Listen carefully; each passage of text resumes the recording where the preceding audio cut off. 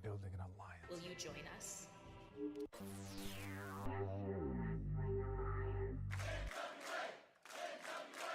It's showtime. Good evening, ladies and gentlemen. We are tonight's entertainment. You're not here, you missing out, because this show... Ladies and gentlemen. All right, listen up. And now, the moment you've all been waiting for. It's time for the Alliance Guys podcast. What is up, everybody? Welcome to the Alliance Guys podcast, a presentation of Alliance-Wrestling.com, your number one source for news and information for the National Wrestling Alliance. My name is Jay Cal, and this week we are joined by the illustrious, the professor of pro wrestling, Mr. Rick Del Santo, and of course, the one, the only, what's your name again? Oh, DKM. What's going on, guys? Oh. It's very small, the font. I couldn't read it. No. The important part is that I am the one and only. I got that for you. I did nail that, right? Like you did hear that, right? Yes. The one. The only. Yeah, that's right. That's the important part right there. Devin Kennedy McMahon. So what's good, Chad? What's good, fellas? Nothing, just watching some professional wrestling, and I'm glad to be back here, before things get extremely busy. So your setup is looking pretty nice there. Like the black curtain, I know it's simple, but like the color looks good. The camera looks good. You. I needed some improvement, so I got a tablecloth I found in my closet. That works. Not as good as I look. We were so all around handsome with the graphic you have there. Well, it's a sharp graphic. Look, the second time I was asked to be a part of a documentary, the first time I actually had a friend who literally works in Hollywood, literally light up the room. We put up posters and stuff. It was in my daughter's room. She didn't have any wrestling stuff in there, but we made it look really good. That was for the NWA documentary.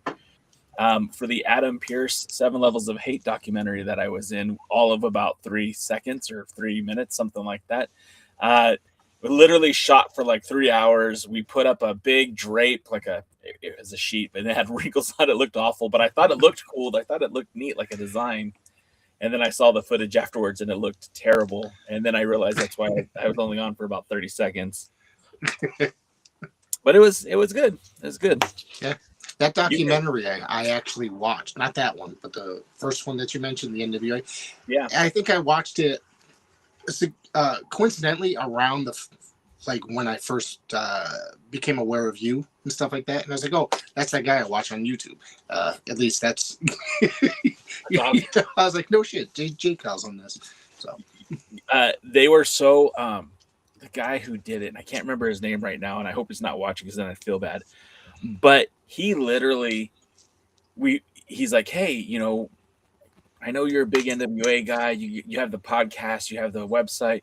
Do you want to record some stuff? I'm like, sure. What would you like me to talk about? And he gave me a rough outline of what I would talk about. And then again, like my friend is legitimately making films in Hollywood, but he wasn't there yet, but he was already on his way. So we lit up this room, and it looked very professional. We had a good mic, and like he was recording the audio separate from the video, which I didn't know was a thing.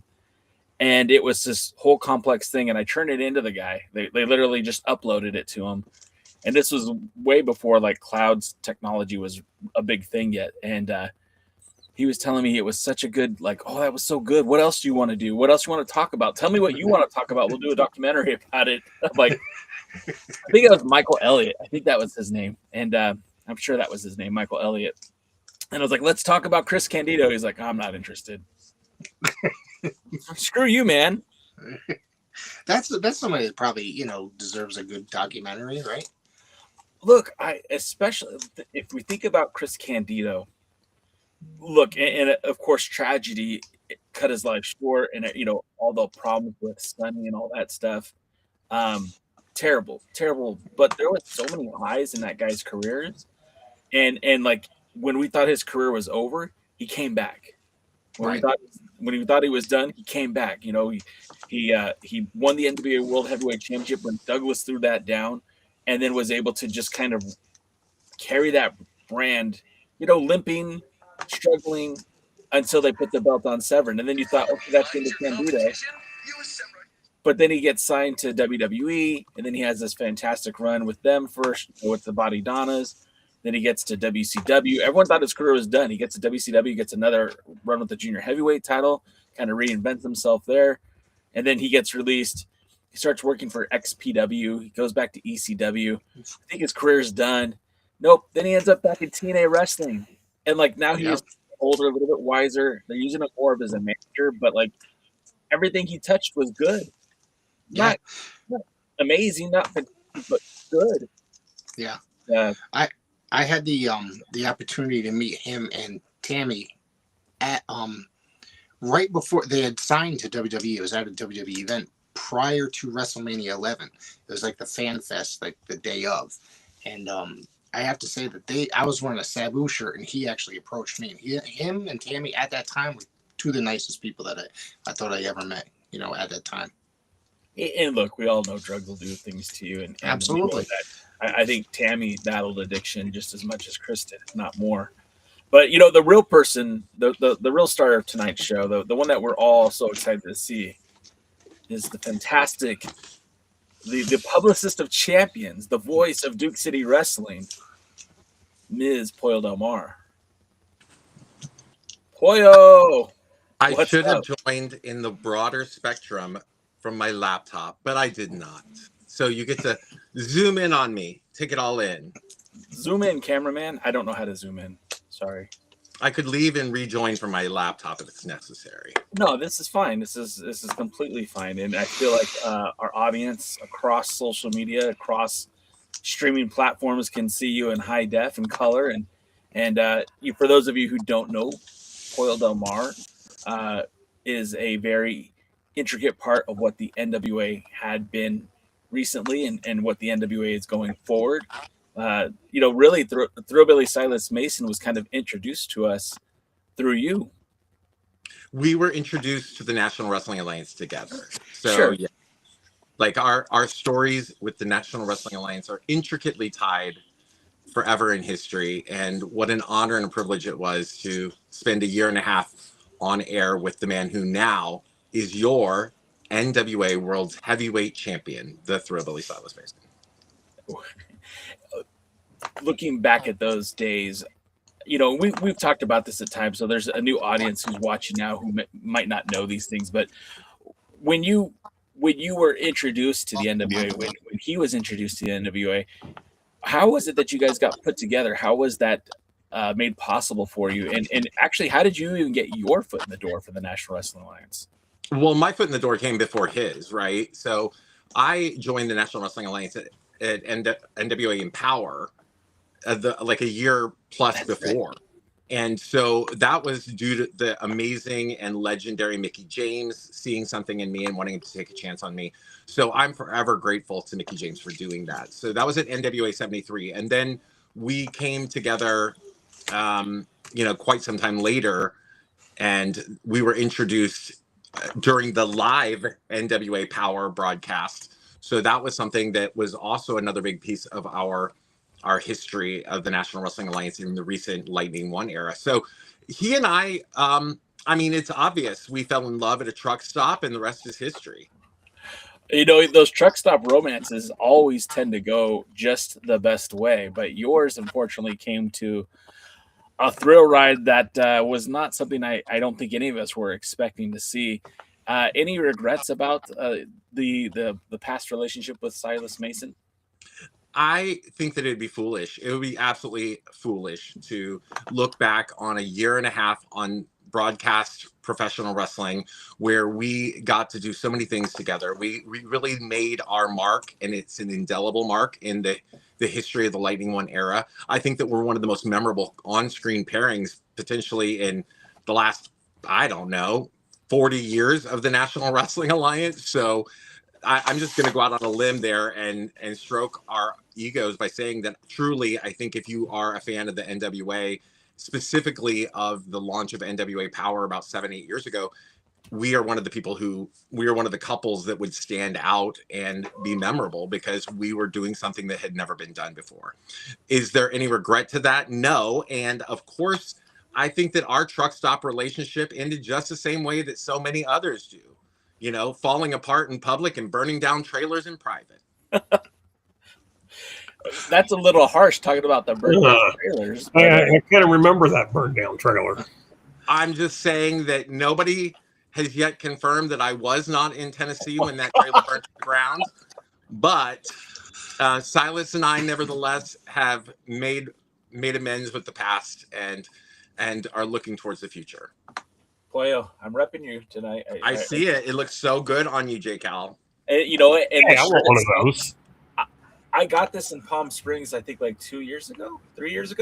Almost 3, yeah. Pollo had this great wrestling event at Oscars in Palm Springs, which is about 40 minutes from where I live. Palm Springs is a very awesome community that I love to visit as often as I can, and Oscars has become somewhat of a destination for pro wrestling, except for I think you were the only legitimate wrestling promotion that was there, because everything else seems to be like the Dwarfinators and the Minis and I liked your event, and it's I just recently I fell in love with a lot of the wrestlers from that show, specifically Honest John, who I think is still kicking butt out here in Southern California. Of course he is. And the Shade just recently announced his retirement from pro wrestling. I was kind of sad to see that. I was a little shocked by that too, because I've known Shade for the duration of his career, and it was something that came out of the blue. So I suspect that it could be like so many other pro wrestling retirements. It's until I return retirement. But yeah, the one thing I will say about that event that we did in Palm Springs, it was not the best attended event that I've ever been part of, or even the best attended pro wrestling event that I've ever produced.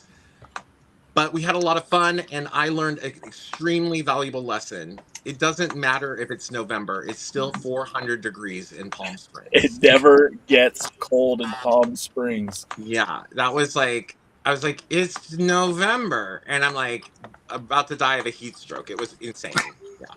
Yeah. And I want you guys to know that Pollo did not disappoint. Full glam. You're always taller than me, but I think you are a good 2 feet taller than me. We took a picture and I had to look up at you because you were looking down on me with those high heels. And I just imagine doing that while promoting a wrestling event must have been more difficult than I could imagine. Well, the incredible height that I have when I'm all done up, I think in fact, I know that that's one of the things that hurt my ability to continue working in the National Wrestling Alliance, because somebody like Silas, who is a legitimate giant, he's 6'5", 6'6", which towers over the normal person. I'm standing next to him and I am in those massive heels and big hair, and he doesn't look nearly as gigantic as he would next to a normal person. So I certainly think that has factored into who I can work with and the stories that I'm able to tell. But it's also something that I won't compromise. I wore short boots in NWA for a while, and it drove me crazy. I felt like I felt like a baked potato. I'm going to ask DK about this, but to me, I think that's part of the charm of the character. Part of the gimmick is that you're taller than everybody else. I think that makes it even more more punctuated. DK, I know you're a big fan of the look. What do you think about Pollo being so much bigger than her people surrounding Pollo? Well, she's bigger in size. She's a hell of a lot bigger in personality. And that's what works. She's This is why Pollo's a superstar. I mean, when she's out there, there's nothing else like her. There's nobody else that has the personality, the charm, the ability, and the look that Pollo has. No one can come close. Her partnership with Thrillbilly, and I understand you got the largest guy in pro wrestling, and maybe you don't want somebody who, with her hair and boots, is a foot taller, but it worked. I feel strongly, DK, and you can speak to this too. I think that I never ever want to take away from anything that Silas has in terms of skills and abilities, because bar none, he is one of the best going today, hands down. And I've said that from jump, and I will continue to say it for a very long time. But I think what made him truly stand out at first was the pairing. It was so unusual. It was so eye-catching. And for somebody like him, I think if they brought him in just of his own merits initially, there were people like Trevor Murdoch, who's still on the roster, and several others who fit that Southern brawler type of archetype. And as somebody who was new to the audience, they may not have paid nearly as much attention to him as they did. And it was beautiful because they expected so little of us, because they initially thought very poorly of us. So the fact that he could deliver and then we entertained them too was what I really think put him on a lot of people's radars. Well, it is. I mean, because I didn't get it. I mean, when I first saw the TV come out, I remember talking to Jaden and going, I don't get it. What's the gimmick here? What's the thing? I go, I don't understand. And you guys didn't talk much at first. You just come out and do the wrestling thing, and we're trying to figure out exactly who Silas was and who Pollo was and everything like that. And so it was just like, I don't know how to get. But when he had, we talked about this before, when he had the match with Davey Richards, we saw in him, yes, his wrestling ability. He lost the match, but he won the war. And then, so when that happened, now we're paying attention to him. Since we're paying attention to him, we're paying attention to you. Now you guys get to talk some. Now you guys and you start going, wait a minute, this works. And then you really start paying attention because you like what you're seeing. And then you watching more, and it's like, this guy is talented. Unbelievable. And you hear him talk on the TV thing to the other person, stuff like that, and you're like, oh my gosh, he is a true Southern wrestler. I was thrown back to the 80s. I'm an old man. And I was thrown back to the 80s and going, this guy has it all. He's going to be a superstar in the business if anyone pays attention. Pollo, she has it all. She's going to be a superstar in the business if people pay attention. And so I always said I'm willing to change my mind. And there's no two people that changed my mind more than Pollo and Thrillbilly. Because when they first came out, I didn't get it. By the time they split up and a certain trailer burned down, it was like,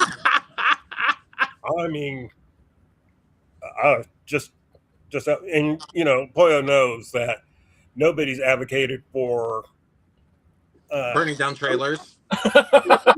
Nobody's advocated for burning down trailers, but nobody's advocated for Thrillbilly to be in the position he's currently in more than Jay, Jaden, and DKM, and probably Rick too. He's more recent join. Yeah, Silas. I remember having a conversation with Billy a number of years ago, and very early on in our run, and he had seen the potential in Silas quite early. He said, I could put a title on Silas at any time. Silas could carry a championship for us at any time. but it's really important for the fans to really want that.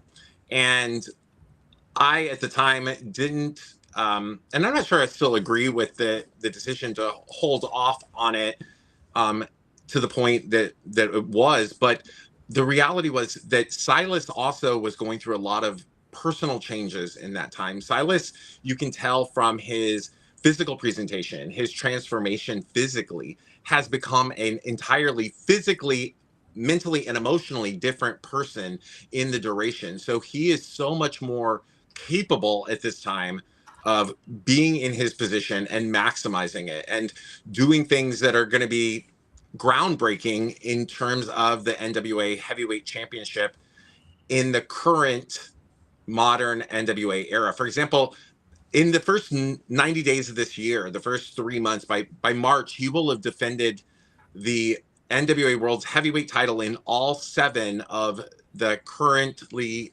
recognized NWA territories. That's a first. And now I know that there's only been 2 people before him that could have done that, but neither did. So he is the first to do that, and ideally laying a groundwork for those to follow. We've already got a date for WLW. Yes, we do. Is it public yet? No, it's not. Yeah. If I don't ask the questions, I'll never get the answer. Yeah, I think that I do think that I can. Silas is going to be going to WLW for February 28th, which is their biggest event of the year. But and so he will be with them on February 28th. Well, there's a lot of places we could go with this conversation with you, Pollo, and of course we're grateful to have you on tonight. But since we've already talking about the Thrillbilly Silas Mason, the NWA World's Heavyweight Champion, the real world champion, the man who holds the 10 pounds of gold, I guess you brought up the schedule, and I think that's really important to talk about because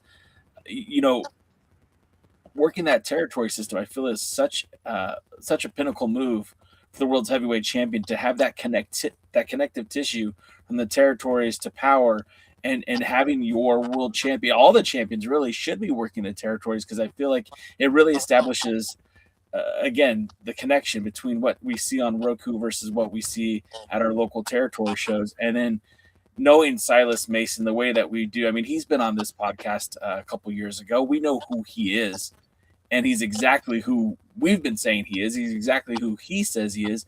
And now he's proven it when he's gone to JCP and fought Zuka King. He's proved it when he fought Rich Swann, a guy who gets more NWA title shots than anybody else I know in Wrestle Revolver when they were in Dayton, Ohio. He's going to return to Ohio this Saturday when he's wrestling for Exodus Pro Wrestling. He'll be at Crossfire in the Steel Cage this Friday night. I mean, explain to me or to the audience, why is it so important for that world champion to touch base with these promotions and what is the actual benefit for the territories to have the world champion come to town?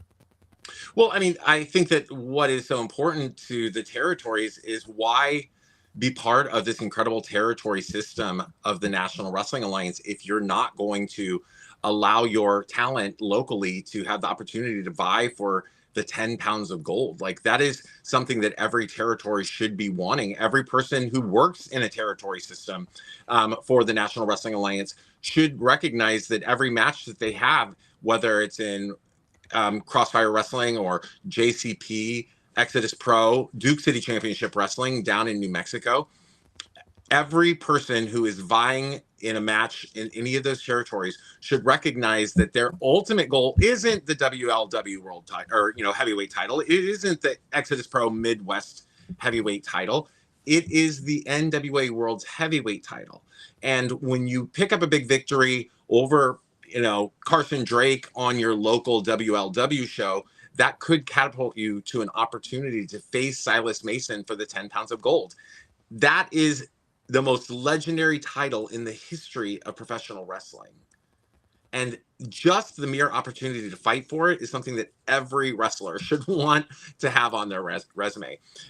Why is it important for Silas? Because he wants to be a traveling world's heavyweight champion. It was pointed out by DKM that you know, he says that he's an old man because he references back to those olden days of the National Wrestling Alliance. Well, that's what Silas grew up watching.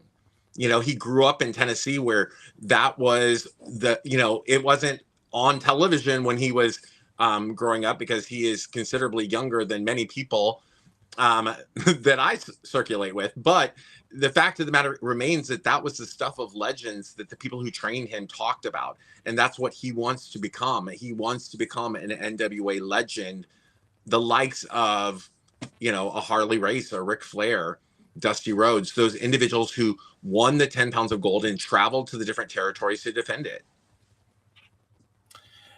The other thing too that I think is really interesting is it's not an NWA territory. It's not really connected to the National Wrestling Alliance at all. And I'm not sure if you even have an opinion on it, but, you know, Memphis Wrestling, who technically is connected to the United Wrestling Network, recently featured not only Silas Mason on their last event, but also the Country Gentleman. And before that, they actually had several stars from the NWAs over the last few years. I mean, they've had, you're going back to Nick Aldis and Camille appeared on that program. We saw very recently the Good Brothers, who I don't want to go as far as to say that they're NWA talent, but certainly NWA adjacent. And we're seeing a lot of Big Mama, who's a regular there for the for Memphis Wrestling, former NWA Women's Television Champion. Do you see more partnerships, not territories, not actual alliances, but more partnerships with local promotions that have TV? Is that a good step forward for the NWA, or do you think this is just happenstance? Well, of course, I think that anywhere that people can be introduced to the stars of the National Wrestling Alliance is a good thing. And so if a localized wrestling show has a popular local television series like Memphis Wrestling does, and shout out to Dustin and Maria Starr, who I was on the phone with. If you think that it's happenstance, if you think it's coincidence that Silas Mason is going to Memphis Wrestling, and you think that it's happenstance and coincidence that the Publicist of Champions, Pollo Del Mar, was on the phone with Dustin and Maria Starr, who own and operate, I should say, Memphis Wrestling, you are a fool. I was pulling the strings to make that happen for him. I want him to go everywhere that is going to do the maximum benefit for the National Wrestling Alliance and for him. And don't forget, this weekend upcoming, they have Mike Mondo there defending the national heavyweight title at Memphis Wrestling. They had on the very same show as Silas Mason, Wildfire Tommy Rich, 4 days at the top of the mountain, NWA World's Heavyweight Champion Tommy Rich. They have a great roster of talent in Memphis, and I would love to see the National Wrestling Alliance strengthen our relationship with them, because though they are not a territory for us, they do recognize the value, the history, the tradition, and legacy of the NWA World's Heavyweight title, which has long been defended in Memphis territories, Memphis being one of the strongest wrestling territories in the entire United States. And they are doing great work to continue that legacy. And I think Silas is laying the groundwork for what very well could be something that we continue to see, where NWA champions go through and face the best of Memphis, with giving each of those individuals an opportunity and a shot at glory. Yeah, I want to interrupt just briefly here, or maybe not so brief since it's me. But you're talking about, the champion traveling, and then you brought up national champion Mike Mondo. And so I want to get the superstar here's thoughts on, has he not done a wonderful job as national champion, taking advantage of the gift that AEW gave him by bringing up a national title that used to be defended on TBS, like the same week that his win was broadcast?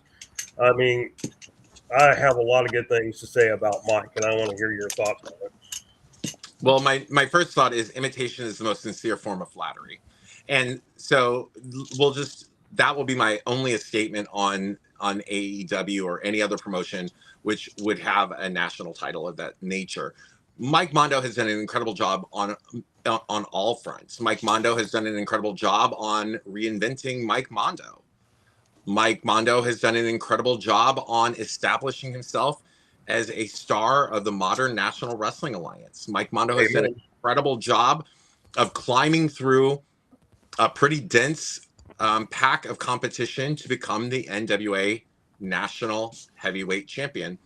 And I think that what we will see a lot of from Mondo, and in part, I can say this with great deal of confidence because I talk to Mondo regularly, is we're going to see Mondo, who also shares that desire to be a traveling champion, who shares the desire to want to put the NWA national title in a spotlight where he takes the championship with him to different territories and faces the best of regional competition, proving that he is in fact a national champion. So Mike Mondo has done a phenomenal job. And the only thing I think that I would question is Mike Mondo's decision to affiliate himself with Aaron Stevens, but that's to his discretion. There's a little bit more I would like to talk when it comes to Thrillbilly Silas Mason, and I'm sure that's not too much of a sore spot for you to speak about. Oh no, I love to talk about Silas. You've now joined him as his publicist, and of course, you're getting great words out there for him. You're coming here to kind of sing the gospel that is the Thrillbilly. Almost said Thrillimanjaro. I mean, anytime I have the opportunity to speak of your NWA World Heavyweight Champion Silas Mason and address our Silas Mason Nation, I'm more than happy to do that. Silas Mason Nation? The Silas Mason Nation. Fuck, is that on a t-shirt? Because if it's not, it needs to be. The Silas Mason Nation. I love it so much. I don't think that's illegally allowed for me to love it that much. Wrestle Revolver, Sami Callihan. I mean, that's not a promotion typically associated with the National Wrestling Alliance. Sami Callihan, most people kind of know him these days as being connected to TNA Wrestling, and we see a lot of talent from TNA Wrestling appear in Wrestling Revolver. What role did you play in getting Silas Mason to Wrestling Revolver? Oh, we lost Pollo. Or was that just something that again, was that a happenstance? Was Thrillbilly seen by the right person, or is Wrestling Revolver kind of looking at what the NWA is doing? Like, how did that happen? That came about because I had nothing to do with that. Like when I am involved, you will know. I had nothing to do with that. I think that came about because, if I'm not mistaken, Sami Callihan has outright stated that Silas Mason is his favorite professional wrestler to watch. That's awesome. That's awesome. So, and Silas, of course, has a great relationship with Sami, and I guess they know each other through various channels. That particular company is one that Silas specifically wanted to work with because of the fact that it's a very buzzy, a very talked about, wrestling company that people look to for quality professional wrestling, and he wanted to work with somebody. Yeah, it turned out that he got a very high quality opposition in the form of Rich Swann, former Impact World Heavyweight Champion, former X Division champion, former everything. So Silas had that great opportunity to go out and show how amazing he is against one of the individuals who I think is considered a world-class athlete. I'm going to tell you this. I am so interested in seeing that match, and I know it happened already. I know it happened back in December, and I hadn't seen it, and I still haven't seen it, but I'm so interested in seeing it that I'm seriously considering subscribing to the Triller Plus, which Triller left a really bad taste in my mouth when the NWA relationship ended. I'm willing to give them a chance just because of that matchup. So, I really hope that that opened up some eyes for other people out there in the industry. I know, like you said, Wrestle Revolver is one of those hot bud type promotions where a lot of the indie fans are into it, which I think is great because it's been a long time since we've seen the 10 pounds of gold in what we would consider a buzzworthy promotion. I mean, I think you'd have to go all the way back to Pro Wrestling Guerrilla with AJ Styles and the 10 pounds of gold, the last time we really saw the World's Heavyweight Championship in a real buzzworthy promotion. I think that I would disagree with some of that. I think that it would depend. Like, I certainly think that Revolver is one of the indie darling promotions, right? And I think that is something entirely different. But, you know, I could go to even recent NWA World's Heavyweight Champions before Silas, who were defending, you know, across Europe in promotions that are very buzzy there, right? We have a very focused perspective on what is buzzy in the United States. And one of the reasons I do believe there's probably a decreased likelihood that some of those NWA World Champions before would want to do that is because many of those buzzy promotions promote their championship as the World Heavyweight title. So giving a shine to the National Wrestling Alliance World Heavyweight Championship probably is something that they're less inclined to do. But nevertheless, I think that Silas is somebody who is in so many ways representative and reflective of an entirely new generation of the National Wrestling Alliance. And I think that there could be a lot of things different under him. You're right. I mean, look, if we're looking back even recently, you know, Cody Rhodes won the NWA World title in the promotion that would become All Elite Wrestling.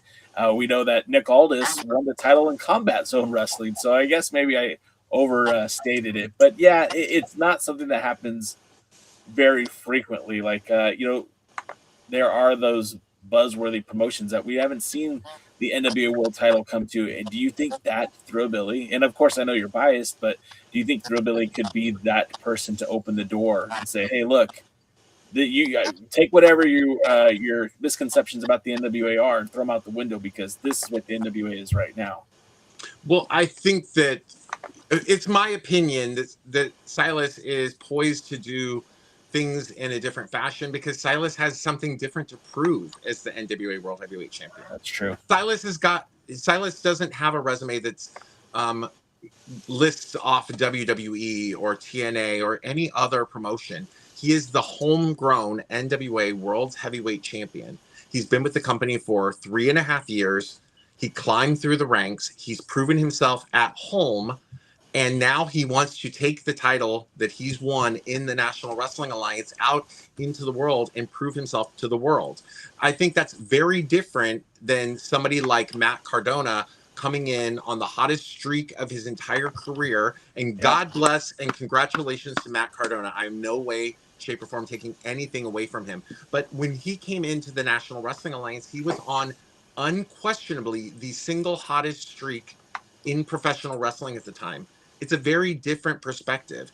You know, somebody like Tyrus towards the end of his career, EC3, somewhere who had already established himself elsewhere and was into that position. And Tom Latimer, who is somebody that people have been rooting for years and years and years, who finally got to that position. So all of these recent NWA World Heavyweight Champions in a very different place in their career and as individuals than Silas is. And so Silas has a different drive and motivation for what he wants to do.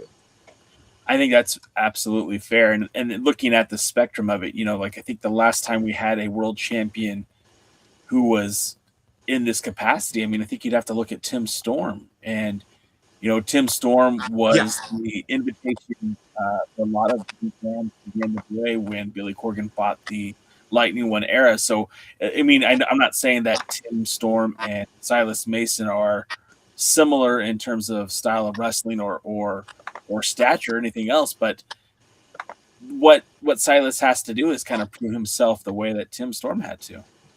Right. Silas has to introduce himself. Like by the time most wrestlers get to the 10 pounds of gold, the world knows them. And that the 10 pounds of gold cements their career. Silas Mason is somebody who, to the greatest amount of pro wrestling fans today, is still a relative unknown. And the 10 pounds of gold positions him to be somebody who people might look to or be interested in or look into. But he still has to go out there every night, night in and night out, and put on a show-stealing effort and rack up victories over talents that they're aware of and know of and have followed for their entire career, to put himself truly on the map in a way that I think would put him in a position to be compared to a Matt Cardona or another person. Shout out to Rush Freeman, who just joined us on TikTok. We miss you, Rush. Hope you're doing well. I hope that hair transplant's going well, Rush. Was that a secret? Was that a secret, Rush? Damn. Not anymore. I just love the fact that he went to Turkey and they transplanted the hair off his ass onto his forehead. Oh, God. Wow. I apologize in advance, Rush. I wasn't expecting that. He's like, I'm gonna get so many hate mails. Wow, you kind of threw me off there. So there is a lot of stuff to talk about with the NWA, and of course, you know, we're big Silas Mason fans here, so we could talk all day about the Thrillbilly and, you know, Mount Thrill-Majaro. Now I feel guilty. I'm sorry, Rush. He says it's not a secret now. I always thought you were handsome even when you had a receded hairline, Rush, so don't you worry, honey. You know, after honestly, fantasy booking, after you and Silas parted ways, I thought, well, maybe you know, the Rush Freeman, the Freeman brothers could have used a little Pollo Del Mar in their camp, and maybe they would have helped them with their tag team aspirations. I pitched a great romance story with Rolando. Oh shit! I just thought it would be. I pitched it. It would have been. I know it would have been gold. May have been the only way I liked him. I know it would have been gold. I still don't like him. I am so behaving myself right now, guys. I am so behaving myself, and you should be proud of me right now because I had so many things I was going to say, and all of them would have got to kick us all off of YouTube. Yeah, probably. Pollo, tell me about Duke City Wrestling. I know. First of all, let me tell you, it's Duke City Championship Wrestling. Go on. With all apologies, Duke City Championship Wrestling. Do they really need the Championship Wrestling? Isn't it implied that because it is Duke City that the champion is there? It's Duke City Championship Wrestling, NWA New Mexico. I joined them a number of months back. It's been almost a year. Actually, I'm coming up on a year with Duke City Championship Wrestling. And I saw that Noob had mentioned in the chat that there I am managing Brian Idol, which is not the case. I'm aligned certainly with Brian Idol in Duke City Championship Wrestling, but I really, really love Duke City Championship Wrestling. I have to tell you. Now, this is where I have to toe the line between my enthusiasm for the company and also my integrity, because if you're looking for 5-star matches for every outing, you're not going to necessarily find it in Duke City Championship Wrestling. Some of the wrestlers, maybe not the most skilled, but I will tell you this. If you're looking for compelling stories and compelling characters that you can really get behind, or if you're in the Albuquerque area and you're looking for an electric night of entertainment, when Duke City Championship Wrestling comes to the historic El Rey Theater in downtown Albuquerque, New Mexico, that is what you have on tap for you. And the reason that is because the fans and audience of Duke City Championship Wrestling recognize every single character, who they are. They are firmly behind their favorites. They are firmly in opposition of their people that they are in opposition of, I guess, the people that they dislike. I don't want to say they hate them, but the people that they don't like or support. And it is pretty well defined. And I love a company where the heels and the baby faces are well defined, and I know who I should or shouldn't root for. How did they become a part of the NWA? I mean, obviously, there's a lot of places. You know, it felt like Joe Kazana Promotions made a lot of sense when they joined the NWA. A lot of ring crew was happening there. Of course, the Page sisters were directly connected to the NWA and Crossfire, and that seemed like a natural connection. You know, Chicago, obviously, that's Billy's baby, so that makes all the sense in the world. We even, you know, Brian Idol in Tampa, in Florida with FTW, that again makes a lot of sense. Even though they're not an official territory. Right. And I, you know, going back to the whole Memphis, they're kind of like a partner of the NWA, not so much part of the NWA. Partner, not part of. And then, you know, what was the connection to Duke City Championship Wrestling? I know that Markova and Brian Idol both had been there maybe a couple of times before any formal announcement was made. But what was that conversation like, if you could even speak to it, or how did it even come about? If you're able to talk about that. Yeah, there's an interesting connection there. So first of all, Duke City Championship Wrestling had only launched maybe, I don't know, I'm going to say it, a year before they became an NWA territory. But early on, they were showing tremendous signs of growth. They were selling out the El Rey all the time. They had already launched a solid YouTube product. They had already put together a really good following of individuals and a core team of individuals working within them. So I think that those are all things that benefited. But I really believe what led to the conversation of Duke City Championship Wrestling joining as NWA New Mexico is that one of the original founding members of Duke City Championship Wrestling's grandfather in the 50s and 60s ran, drumroll please, NWA New Mexico. Oh.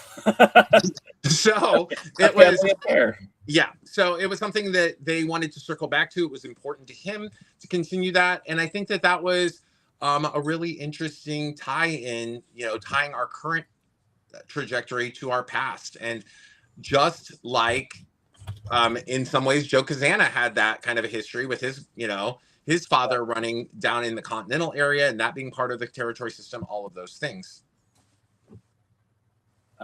Say Less Show just said in the chat, hey, I want NWA to go global. And I think ideally, we'd love to see the NWA have affiliates, territories, partners with the right promotions to help propel the NWA forward. But, in previous years, and of course, Billy has been very selective when it comes to the territory system.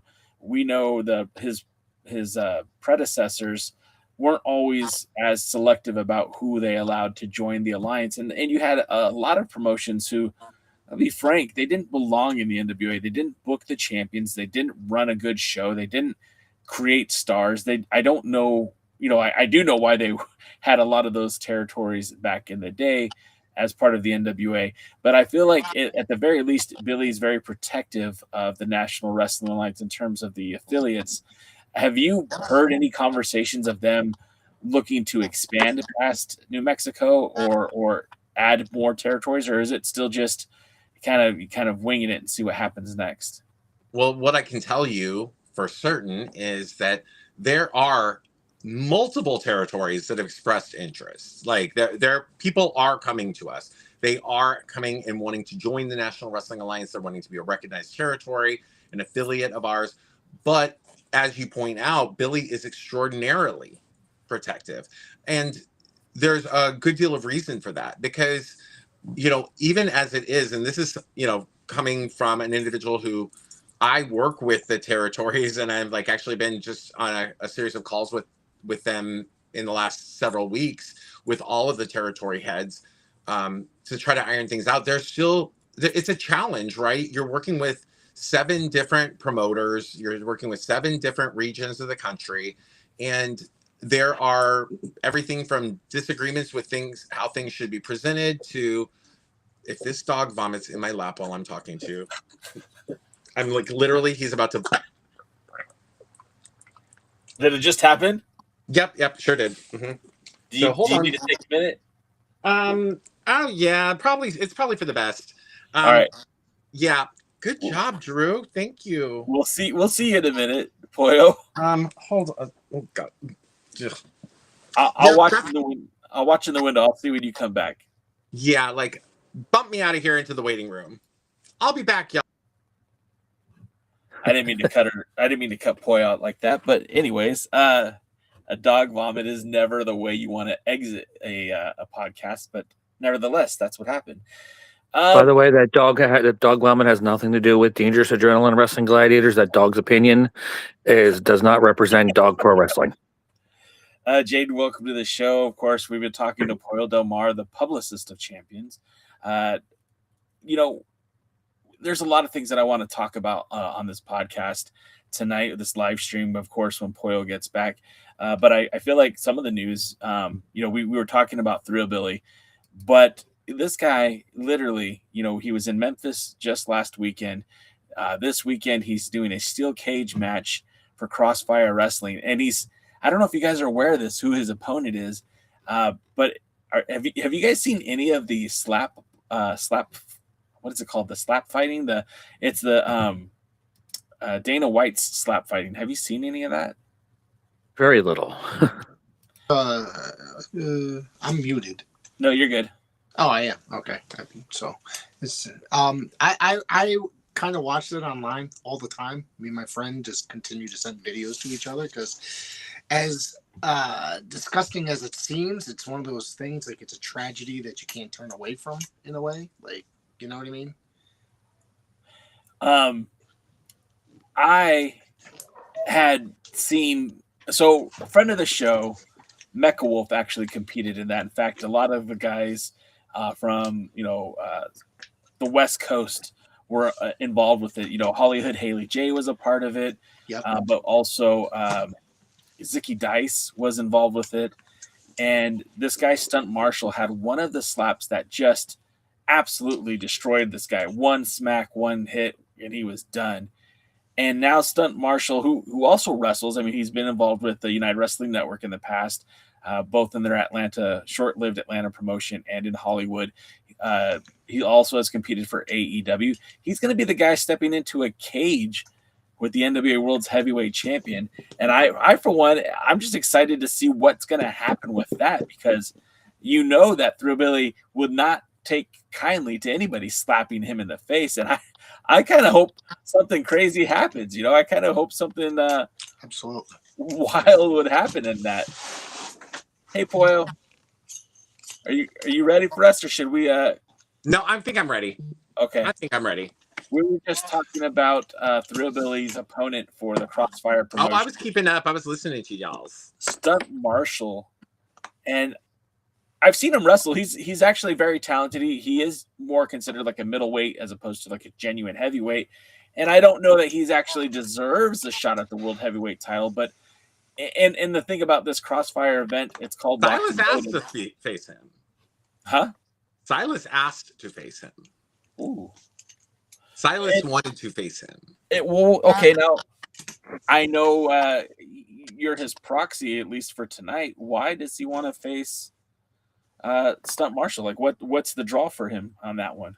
I think I told you, like, he wants to face people who are known in other for other regions, other territories, to other audiences, and he considers Stunt Marshall somebody who's a rising star. He saw him on Power Slap. He was impressed by what he saw on Power Slap, and he wants to go in there. And I think part of it is he wants to prove himself against, Silas would not really love me saying prove himself, but he wants to show the world how dominant he can be against somebody who people consider a bit of a tough guy.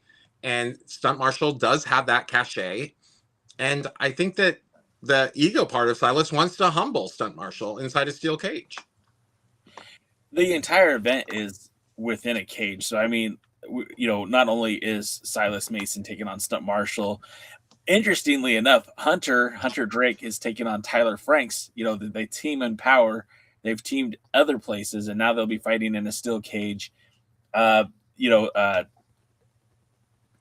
Carter and Serena Vale will be in a tag team match. It's a triple threat women's tag team match, also against Pretty Empowered, Kenzie Kylie, and against Tesswara and Nikki Wilde. Tommy Henry's going to be in action. Shane Williams, Chase Stevens, and JAC will be there taking on Tyler Stevens.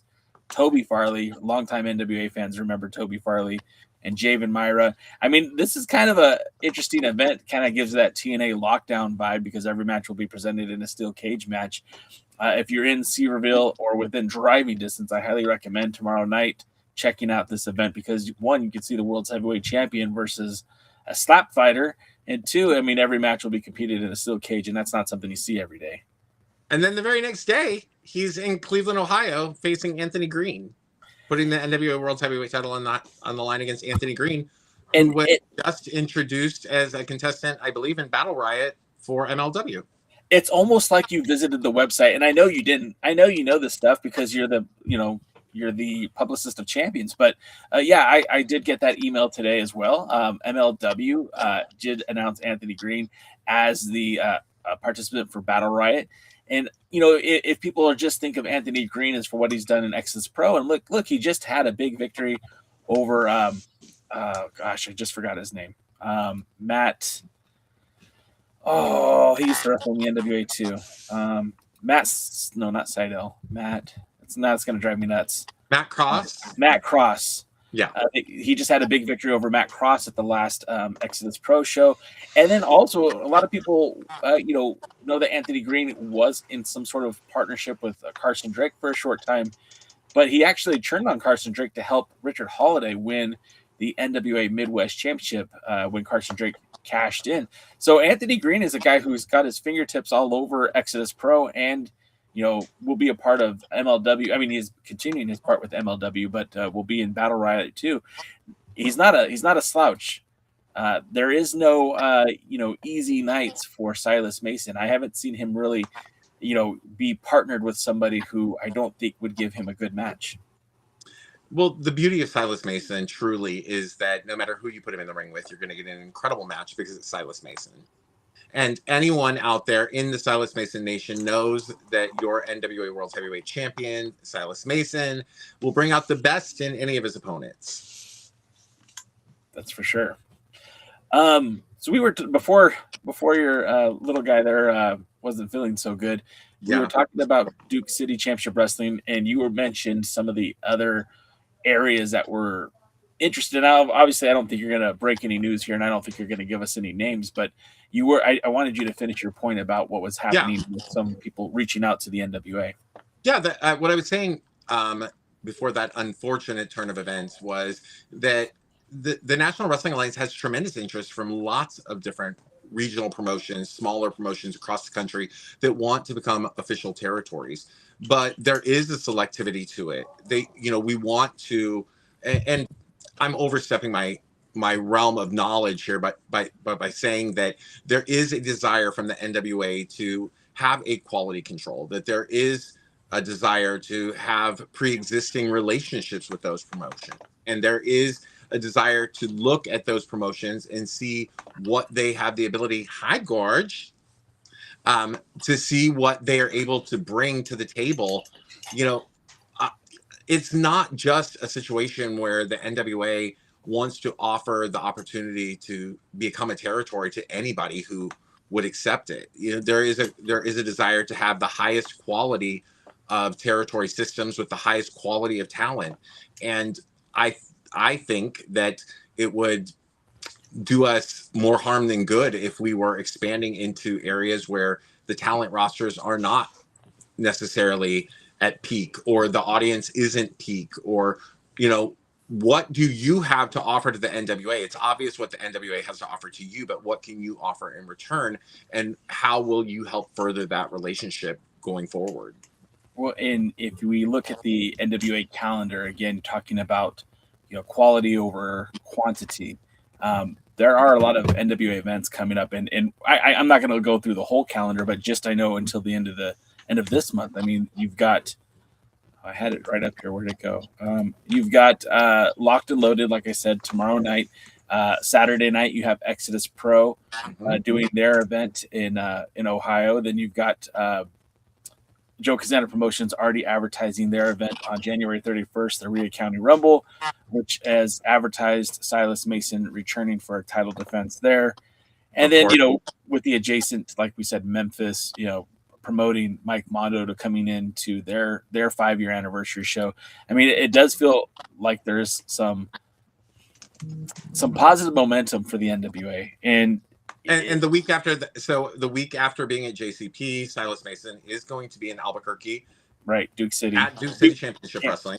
Duke City Championship Wrestling. So that's going to be happening on the 7th of February.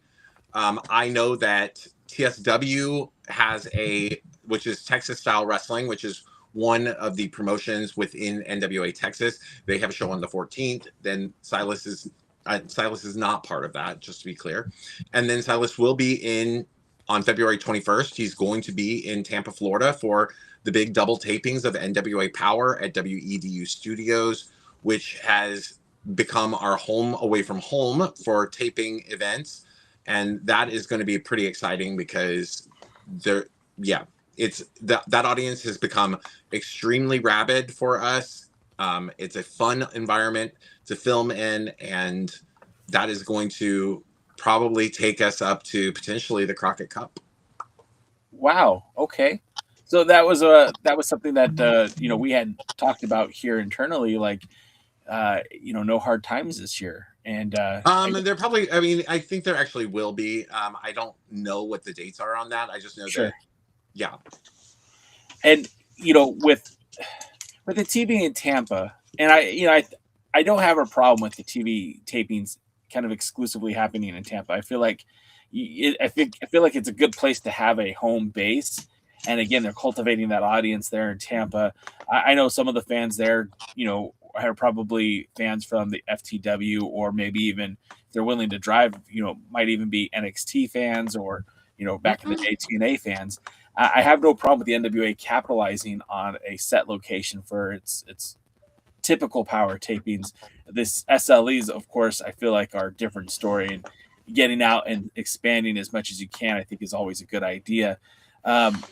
I guess what I was going to ask you is, can we talk about some of the news that's been associated with the NWA in the last couple of weeks, months, and just to get your hot take on it?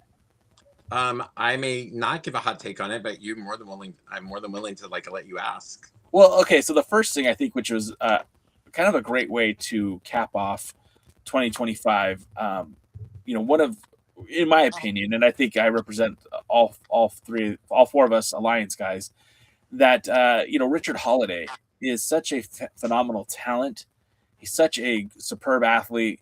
And of course, coming back from his cancer situation where he's on the mend, and then he gets back, and then not only is he back, but he's probably better now than he was before he got sick.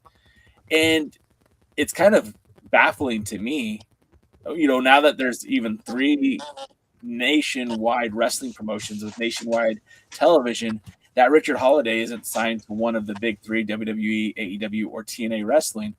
And my thought is, Richard Holiday winning the NWA Midwest Championship. Of course, this is specifically for Exodus Pro, but that's a title that does carry the NWA name. In your opinion, Pollo, what does it mean for the NWA to have someone like Richard Holiday carrying one of its territory titles? My question would be, what does it mean for Richard Holiday to be carrying a National Wrestling Alliance title? I think it's mutually beneficial. I think it's a symbiotic relationship, because I thought Dante Casanova was great. And I think that dude is a future superstar for sure. I can't wait to see him become a full-time member of the Power roster. The guy has a great look, great ability in the ring. Richard Holiday is a little bit more established. And I feel like Richard Holiday has the cachet to bring more to that title than what, unfortunately, Dante Casanova does not have the same name as Richard Holiday. With that being said, that title is in severe need of being established as a fixture for the NWA. In the past, the Midwest title was always a pretty prominent championship. And we going into the past, there was always, your number one title was the world title, of course. And then it was the North American Championship, a belt that doesn't exist in the NWA currently. And then the national title. And then you can make an argument where it was like the Midwest or the Florida Championship or whichever. And I feel like with Richard Holiday holding that belt, like that's a step up from, the JCP title with Carson Drake or the WLW title with Carmelo Jackson. That's my opinion, and I'm sticking to it. But I feel like putting somebody like Richard Holiday is going to help elevate that title. And of course, Holiday being on these Exodus Pro events and potentially NWA Power, I think is a win for all parties involved. Well, I'm sure that is one of the reasons, that factored into Richard Holiday taking that position as the Midwest champion for Exodus. I'm sure that they have big plans for him, and it'll be exciting to see what those are. Moving on, obviously, Matt Cardona, we mentioned him earlier, has officially rejoined the WWE, thus ending his time on the independents. Of course, there's still one more match that he has with the NWA. We're not giving away any details tonight, but Matt Cardona even appeared on NWA programming this week, which is, to me, I always get a kick out of that, because obviously he will have some more appearances, at least on camera, with the NWA before it's all said and done. we celebrate Matt Cardona. He had a great but brief title run as World Heavyweight Champion. And what I really appreciated about Cardona was he always came back to the NWA.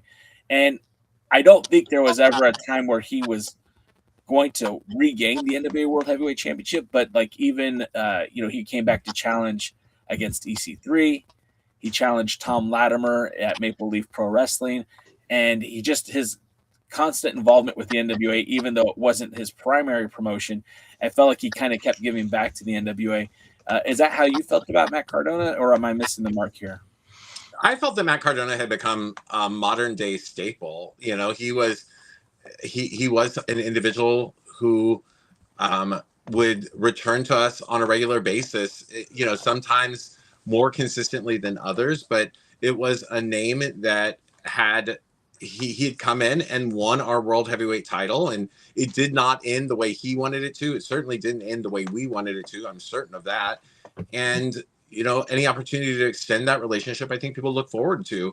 Matt now doing wonderful work, and we're just very fortunate that he's available on Tuesday nights to make those appearances on NWA Power. I love it. I love it. With that being said, you know, the Good Brothers, who made their debut in the modern NWA at the 77th anniversary, at Saw Win. I got that mixed up. They made their debut for this modern NWA at Saw Win. They're also scheduled to be a part of the Tampa tapings. And again, is this kind of a Matt Cardona situation? Do you think we'll see the Good Brothers frequently in 2026, or is this, we'll just kind of have to wait and see? Well, I don't have any information regarding that other than my speculation and personal opinion. You know, first and foremost, if you have not seen the Good Brothers on-screen debut at NWA Power, their match against the Hard Way, which are a staple of NWA Chicago, a standout tag team from NWA Chicago, I strongly encourage it. I really enjoyed that match. I particularly am fond of tag team wrestling in general, and that match was very good in my estimation. They will be returning with us February 21st in Tampa at WEDU Studios, where they're going to be, I think that's going to lay the groundwork for what could be the future of the Good Brothers and the National Wrestling Alliance. I don't know what's going to happen there. My speculation would be that, will NWA put them under contract? I don't think so. I don't think they're interested in a contract. I think that they want the freedom at this point. We've already established that they want the freedom to come and go when they want to come and go. But I do believe that there's a strong likelihood that for two men like Carl Anderson and Doc Gallows, who've won pretty much every championship in the world, that they want to be able to say that they're former NWA or that they are the NWA World Tag Team Champions. And that is something that is probably likely enough to entice them to keep coming back. Yeah. Well, and then, you mentioned Crockett Cup earlier. Would not hate to see them participate in the Crockett Cup. I feel like that would add a lot of legitimacy to the annual tag team tournament.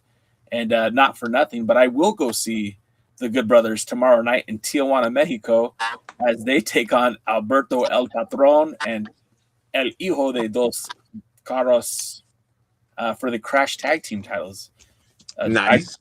I got to see them win those tag titles. So, and not for nothing, but this belt right here, the NWA British Commonwealth Championship, was once held by Carl the Machine Gun Anderson. So I'm excited about those two guys in the NWA, and I hope they continue to at least make appearances, if not under contract. I think just having those guys around from time to time, I feel like, again, adds a lot of credibility to the tag team division. And when Mike Knox is fully healed and ready to get back to it, that would be a very interesting matchup between, Murnox and the Good Brothers, and of course the Immortals and the Good Brothers. I'd love to see it.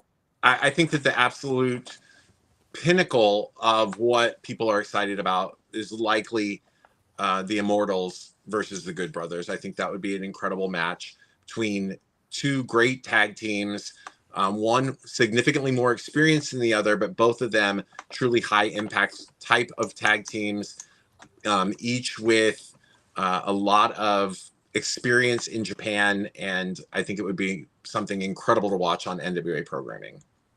I know I'm kind of dominating the conversation. If you guys want to jump in, feel free to. Some other news, of course, they did announce that Colby Carino, there was a lot of speculation that he was leaving the NWA. There was a lot of speculation that he had offers on the table from rival companies, but Colby did re-sign with the NWA, a multi-year deal, very much like Kerry Morton, who announced that in December as well. How do you feel about Colby re-upping, and what do you think about obviously him trying to get back into the sport that he loves? Well, Colby, I've been texting with Colby quite a lot recently. So I'm personally very happy that Colby Carino has re-signed with the National Wrestling Alliance. Of course, it's not a shock to me that he would have interest expressed by other companies. It's not a shock that he would have interest from WWE, where his father is employed. It would not be a shock to me that he would have interest from AEW, which likes to suck up a lot of talent that's out there and available to people. But I am particularly pleased that Colby has decided that his pursuit of following in his father's footsteps is the most prominent thing in his mind. He wants to follow in the king of old school, Steve Carino's footsteps, and become the NWA World Heavyweight Champion. And he could not have that opportunity if he went somewhere else. So now by staying with NWA, he can pursue that dream. I just want my hair as big as yours one day. Put your finger in a light socket. I was like, I want that volume. Sorry. I like to do things. With that being said, okay. We did say goodbye to somebody with the NWA, somebody who has held a pretty significant spot within the roster, former national champion, former world champion, and of course I'm talking about EC3. Mm-hmm. What, and I guess you say what you can and don't say what you can, obviously, but what's the feeling about EC3 departing from the NWA? I mean, he famously said that he didn't trust the NWA to finish his story. I'm probably not saying that correctly, but something close to that. Is that something that fans should be concerned about, or is this just somebody on his way out saying what he needs to say? Is it something that fans should be concerned about, that EC3 has a story that he doesn't want told in NWA? I don't think so. My perception is that EC3 is extraordinarily particular about the way his stories are told. And he's very mindful of the fact that he has something specific he wants to be conveyed.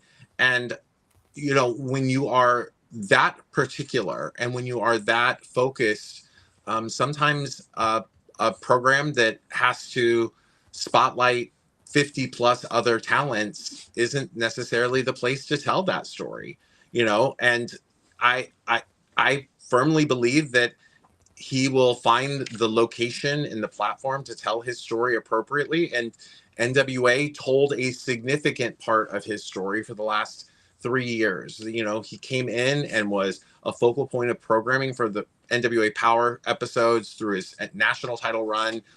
Silas and I had the opportunity to work with him multiple times. He was a focal point of programming as the NWA World Heavyweight Champion for a year. And then since he dropped that title to Tom, he's remained a focal point of programming as the Holy Grail and as a mentor to people from Exodus Pro. What his next chapter of storytelling is going to be, I wouldn't dare speculate. I can't get inside the mind of EC3, but I do understand why, if you are wanting to have a really focused style of storytelling or a really focused amount of attention on your own personal story, why, I don't know about trusting the NWA to tell that, but I don't think that the NWA is probably the place to do that, because we have to focus on 50 plus people on a roster, and he's not going to get the long-term and broad scale storytelling that I think he probably wants. Do you think that his decision to depart the NWA will affect the relationship with Exodus Pro and the NWA going forward? I don't know that. I would think that it'd be particularly sad if it did. He's got an entire roster of individuals there whose one of their main aspirations is to get to the NWA and to get onto NWA Power and to work with NWA Power. So if what is clearly a personal decision between the National Wrestling Alliance and EC3 in terms of contract negotiations or whatever, behind the scenes conversations that they had, if that's something that he would allow to then impact the ability of his talent that he's mentoring, that would just be really unfortunate, I think, for a lot of people. I think, I've tried to make the case to the fellas here and in our Discord that I personally don't think that there's going to be a change. Now, of course, I could be wrong, but to me, it kind of makes sense for Exodus Pro to remain part of the NWA. And the very specific reason is that pipeline to NWA Power. Now, of course, there are lots of wrestling promotions in Ohio. We were just talking about Wrestling Revolver, who's one of the internet darlings. That, to me, is a premier wrestling spot.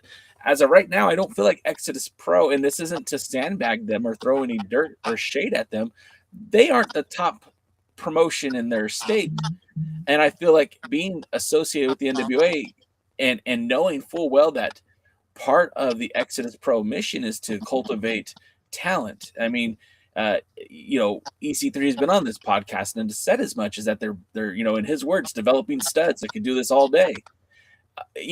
Why would, to me, it doesn't make any sense to remove yourself from that opportunity when we've seen that pipeline, Carson Drake, we've seen the Slime Balls, we've seen PB Smooth, and in lesser extent, Dante Casanova, and we've seen, just even this week, Cristiano Argento make his debut, or not debut, but his return to Power. It would be, I think, very short-sighted if you say, okay, we're going to cut that relationship with the NWA. Well, then these talents that you're training, where are they going to go? It's not like they have a pipeline to Ohio Valley. At least that's not something that has been established. There's not like a pipeline to Memphis Wrestling, although that's something that could be established. But it's already here. It's existing. It's in practice. It's not even just a thought. It's an actual in play, in practice. And if it ain't broke, why fix it? You know what I mean? Well, I think that the relationship with the National Wrestling Alliance has certainly afforded Exodus Pro some really great platforms to present their talent, and whether that is on Power or on the NWA's YouTube channel, I think that in return, Exodus Pro has provided the NWA some really top tier talents, and Exodus Pro allows a lot of these. One of the things I really like about Exodus Pro is that they are allowed a lot of creativity and a creative freedom there, because EC3 wanted to have some creative freedoms, and I think he affords his talents the same opportunity to really develop characters that could endure if done right, and to workshop things. And do they have the kind of internet cachet of a Revolver? Maybe not, but I don't certainly think of them as a second class promotion even in Ohio. I think that they are a top tier wrestling promotion, and they are one of our territories for the National Wrestling Alliance. I think it's a great place for people to go and work things out that could be seen on a larger scale on NWA Power later. I think that's absolutely fair. Gentlemen, you're being awfully quiet. Do any of you guys have anything you'd like to chime in? They're like silent as church mouse. I get why Jaden's not talking, because Jaden's like, look, I'm going to say something really offensive and get us kicked off the air. But BK, man, you're silent as always, and you're never. Jaden's been blowing me up in my DMs, and then I'm on here and he doesn't say a word. Well, hey, I said a lot earlier, so that's true. He did say a lot. He's kind of exhausted. He's old. I'm old. I am patient when I need to be, and I do know, when I can talk and when I like to talk. I actually would like your opinion. Do you think with ECW leaving that hurts a potential rematch with Silas Mason for the NWA World Heavyweight Championship. He is a former world champion. Anytime you get a win over a former world champion, it helps establish you as the world champion. But also, Thrillbilly's never beaten EC3. Yeah, for my taste, that was the most disappointing part about the announcement, is that Silas Mason was never given the opportunity to get that victory, decisive victory over EC3. So my hope would be that, what I want to make it clear here is that I think that the way this was presented is probably a lot more definitive in the way it was presented than what reality is. The only I don't know for a fact. I haven't asked EC3 about it, and I haven't asked anybody within the company about it. But I know that the way that NWA works is that just because a person's contract is expired does not mean that they can't come back on any given time. Many people come in all the time and have never had a contract. So the way it was presented is that, like, this door is closed, the bridge has been burnt, whatever. EC3 is departing by the light of a burning bridge. And that's not, to my understanding, the case at all. My understanding is that EC3 was under a contract that was not renewed, which means that he's available to do anything he wants, which would include any number of one-offs with NWA should the opportunity present itself. I really hope that match does happen, because I know that's pivotal for the legacy of Silas Mason right now. He is where the advantage that Silas Mason has over these other wrestlers who were established for the bigger companies is he is an unsculpted statue right now. He is a work of art that's a work in progress. And this gives a lot of people and places to bring in Silas Mason to be able to chip away and to be able to help create that work of art and help make that part of the company that they're in, and help establish their own company by establishing Silas Mason. And I think that's great. But again, another piece of that art could easily be chipped off with a good win over EC3 and any other championships. I know I suggested last time, I know Silas Mason is an MMA practitioner. I watched a video hype on his Instagram page, and I thought it was awesome. Dan Severn, a MMA legend, a former NWA World Heavyweight Champion. It would be so awesome if he can convince his school to fit the bill and bring in Dan Severn and do an MMA training session, and then do a little shooting video with him and Dan Severn to get that rub to help establish him and give him a little credibility as NWA World Heavyweight Champion. I love the fact that they had a picture of him and Tommy Wildfire Rich. I actually wasn't sure it was Tommy Rich at first. I thought it was my old gym teacher from third grade. But once I realized it was Tom. Did you have Mrs. Dubois too? Yes, Mr. Dubois. But Tommy Rich is a former NWA World Heavyweight Champion. It's smart to take that picture and post it. And I'm crediting both of you. I assume it was a collaboration effort, but I'm loving the fact that Silas Mason is now putting himself out there with your help. And I like that idea, but there are a lot of aspects that he really could, with your help and with others' help, he really could be chiseled away to an absolute statue of David or some major work of art that he can become, and that is the ability that he has that others and that the other champions who are already established, were already carved out. He is now being self-made in a lot of ways right in front of us. And that is the benefit of, as you're talking about being the unshaped clay, right? He is somebody that there's very few preconceived notions about who Silas Mason is or should be. And he's getting to write his legacy and history one line at a time with the 10 pounds of gold right now in front of our eyes. The NWA does need to do one small thing for him. Get him a new belt. Ugh. So that championship has... You'll have to take that up with Silas. I'm going to tell you right now, we've had that conversation, and the belt that Silas has it's many years old. It's been carried all around the world by every champion that preceded him for I don't even know how many years. And there was a conversation recently about that championship because there is a piece of lacquer paint that has been knocked off of it. And Silas legitimately said, nope, don't want it fixed. I love this because this belt has been put through the ringer just like I have. Ooh. And I want to hold on to it. Well, I got 5 or 6 in the next room. I'm sure he could, use one of them. They're all real nice. One of them's even a twin of the one he's carrying. So, well, one looks like the one that they gave Jack Briscoe. I mean, so I got plenty of options for him. I do understand what you're saying, and it didn't catch me by surprise, right? That you said that. I'm like, yep, I'm aware. But again, I think that it speaks to Silas's love for what that belt stands for and all that championship has been through before he ever got his hands on it.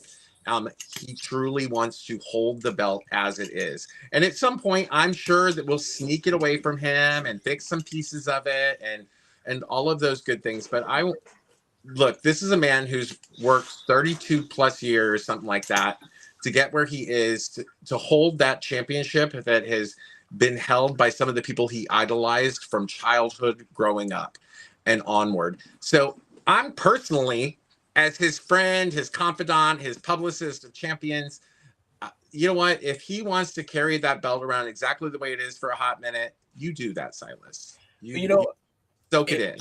For me, it kind of feels like when Terry Funk had the title, and maybe that was what DK alluded to with the Briscoe belt, but it is beat up, and I feel like there's charm in that, and I get it. Maybe I'm old fashioned, but like it's yeah, they replaced it under Terry Funk.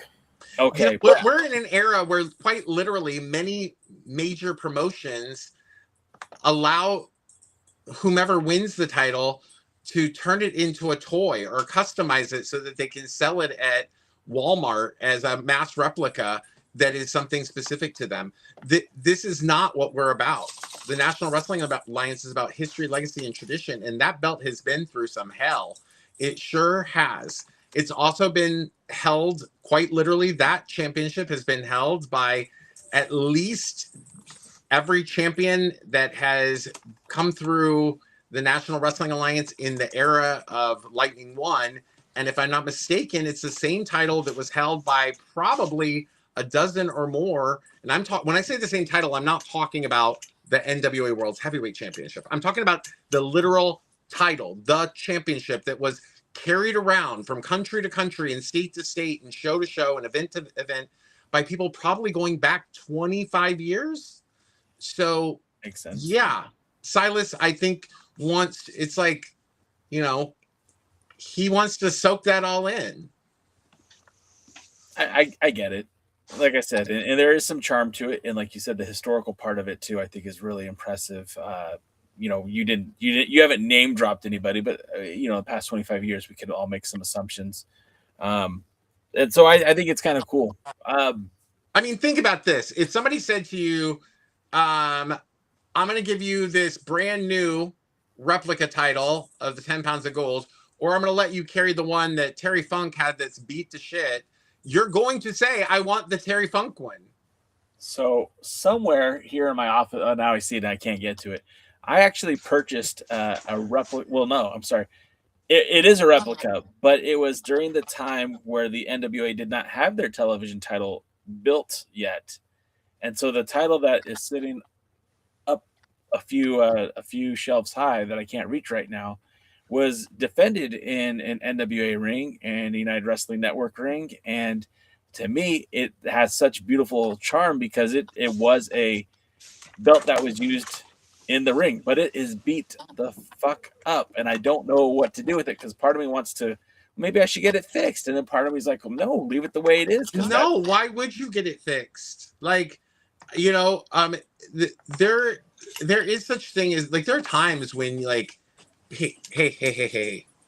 There are times when you, like, might want to fix something up, but if it was like, if if it's something that has historic value because of the condition it's in, you leave it in that condition, or it's devalued. Yeah. If you get it fixed, it just becomes another replica belt. Yeah, and that's why it is where it is. But it's the belt that the Pope held. It's the belt that Zicky Dice held. It's the belt, and to me, sentimental value. So I'm just gonna leave it as is now. But I get it. But I'm also not taking that belt to different wrestling shows and defending it. So I can kind of see where DK's point is too. Is like, well, you want the nicest looking title for your world champion, but it's a conundrum because I could see both sides very clearly. As can I. I'll point out that my belts are not replicas; they're copies. I mean, they're made by the same people who made the championship belts.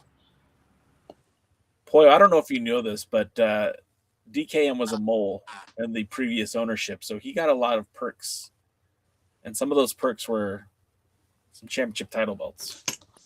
Well, I'm glad that was a figurative mole, because DKM also usually has cats running all around him, and to be in that position and be an actual mole would be like literally signing your own death sentence. Just gotta plug it. What? I'm not wrong. You're not, but moving on. What do you have to the Pope? He's been blowing me up. We're going to be recording Pope's Point of View, which is our weekly pro wrestling podcast, later tonight. You can find us on all of your favorite podcasting platforms every Saturday morning, 9:05 a.m. Eastern Standard Time. Pope's Point of View with Elijah Burke and Pollo Del Mar. Is Pope still working for All Caribbean Wrestling? Yes, he is. I'm curious about that product. I've heard some good and bad, but I haven't actually seen it yet, so I'm curious about it. Yeah, I don't know a great deal about it, but I know that they brought in some great NWA talent, and of course Pope goes down there regularly. So in the Love Alive charity. The Love Alive charity, one of their biggest fundraising events of the year this past weekend. The Duval Brawl 8. Mm-hmm. That was one of those events was sanctioned by the NWA. They had a couple somebody Trevor Murdoch defended against Gangrel, the world heavyweight title against Gangrel. There was that was a number of years ago. That was a number of years ago. That was my first ever Duval Brawl that I attended. Didn't you grow up in that area? I went to high school south of there. My mom lives in Jacksonville. Pope and my mom live in the same city. You ever go visit him in person, or just everything online? I mean, well, I live in California, honey. It'd be kind of hard for me to just pop over for dinner. Yes, but I know that you visit your mom from time to time. Yeah, I've actually never, other than affiliated with Duval Brawls, I've never actually gone and hung out with him or anything like that. Pope is, number one, extraordinarily busy, and number two, extraordinarily finicky, and number three, the biggest diva that I know. So doing it online is fine for me for now. I hope this gets back to him. We can flip it. We'll tag it, tag him. We'll get it back. Hey, can you get him on my podcast too, please? I don't know. You are the Publicist of Champions. How do I get you to be my publicist? Do I need to win a belt or something? Well, I mean, got plenty of. First of all, I've actually gotten there's so many people within the NWA who I've started to help them network. One of the things that I've become extraordinarily good at, I believe, during it's now been over 10 years that I've been active in the world of professional wrestling as Pollo Del Mar, and one of the things that I've become exceptionally good at is networking. And for so many individuals in the world of professional wrestling, they can go out and they can do a great match in the ring, and they can meet with the fans, and they can, all the things. But the biggest part of the job is self-promotion, networking, and putting yourself out there so that you can be discovered and you can continue to work. And that has been exceptionally challenging for many people. So when Silas was coming up, on his match against Tom, and there was the strong probability that he was going to become the world heavyweight champion. He reached out to me. We made amends. We did all the things. And I was poised and ready when he became the NWA World Heavyweight Champion to start putting his name out there, getting it out there, quite literally, if you email him, you get a response from me. And I talked to the promoters about booking fees and transportation and all of those things. So I do all of that for him. And there are other talents that are kind of jumping on board, wanting me to do that for them too. I've started to do a little bit for the Kazanas, and acting as a go-between for other people. So that is something eventually in my old age, I could just see myself booking professional wrestlers and acting as their agent behind the scenes. You're taking over Bill Barron's old job. Oh my gosh. Well, I mean, as long as he doesn't come for my gig and start cross-dressing. I mean, I don't know. I don't know Bill that well. I don't know him that well either, so. Do you want to hang out with us while we talk about Power? We can. I actually kind of need to jump off before too terrible long so that I can go and get ready to record my own podcast. But I would love to hear your thoughts. I thought this was a pretty good Power. I really enjoyed elements of it. So the collective is not good on our end. Now, I'm not saying that the Powers have all been bad. That I've actually been very happy with the direction that Power has been. But this one just kind of rubbed me a little bit indifferently, and wasn't one of my favorites. And and if you need to go, because I don't want to get you in any kind of trouble, of course, but just as somebody who spectates, who watches the NWA, this was not my favorite episode. I loved the promo from Silas Mason at the beginning of the show, and I thought I literally wrote down, holy shit, the fact that they let him say what he said. Obviously, for those who know Tom Latimer's story, sadly there is in his past he's had addiction issues, and that had caused problems for him in the past. And and I also know Tom is very much into his religion, and it's been a guiding light for him, and I'm very proud of the man that he's become and everything that he's done. And I was kind of like, wow, I can't believe Silas went there, because he both mocked Tom Latimer's God and mocked his addiction issues. And I thought, again, I feel like that's good for wrestling when you can be real and you can get personal. And but I was very shocked that nobody stopped him from going there. And I thought that was pretty wild. People were probably watching as it was being filmed and thinking, holy shit, it was a great promo. And look, I think the collective here would also say that, Thrillbilly is a great promo. He's a promo machine. But that was pretty intense. And I'm going to start filming recaps on TikTok. I feel like that might be, I have buddies who do that with the WWE and AEW, and I think maybe the NWA needs somebody like me to do that, and I think that would be interesting. But I recorded that promo and put it up on TikTok because I think the world needs to see that. I think that the days of ignoring the NWA should be over, and especially when Thrillbilly Silas Mason cuts a promo like that, I feel like the world needs to hear it. Yeah, you know why that promo was so good? Because it was him. Yeah. I mean, that was the same guy that was on this very podcast. And that's what we need. We need more of that in wrestling. It's still about wrestling. It's still about getting in the ring and knocking each other about and trying to pin someone's shoulders to the mat. But now we have an extra reason to want to see something because, he went there. He sure did.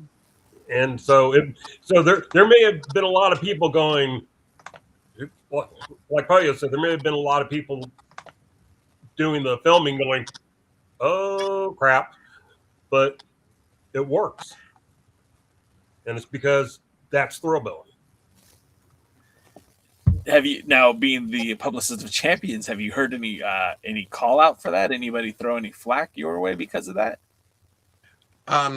Well, nothing yet. We haven't heard anything from the Roman Catholic Diocese or the Southern Baptists, nothing like that. Nope.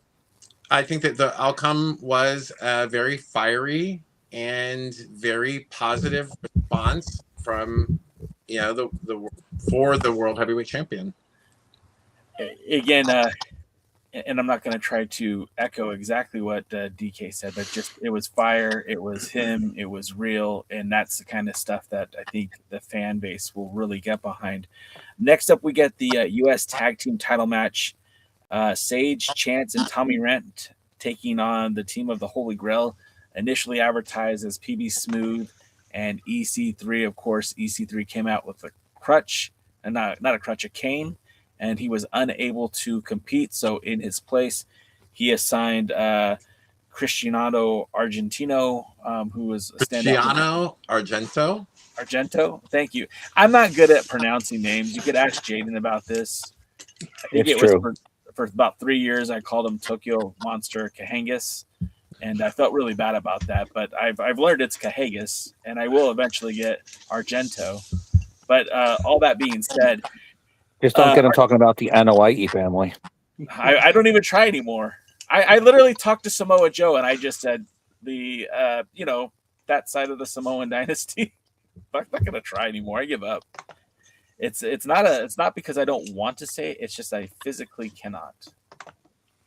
Anyways, so this match was actually probably my favorite match of the night.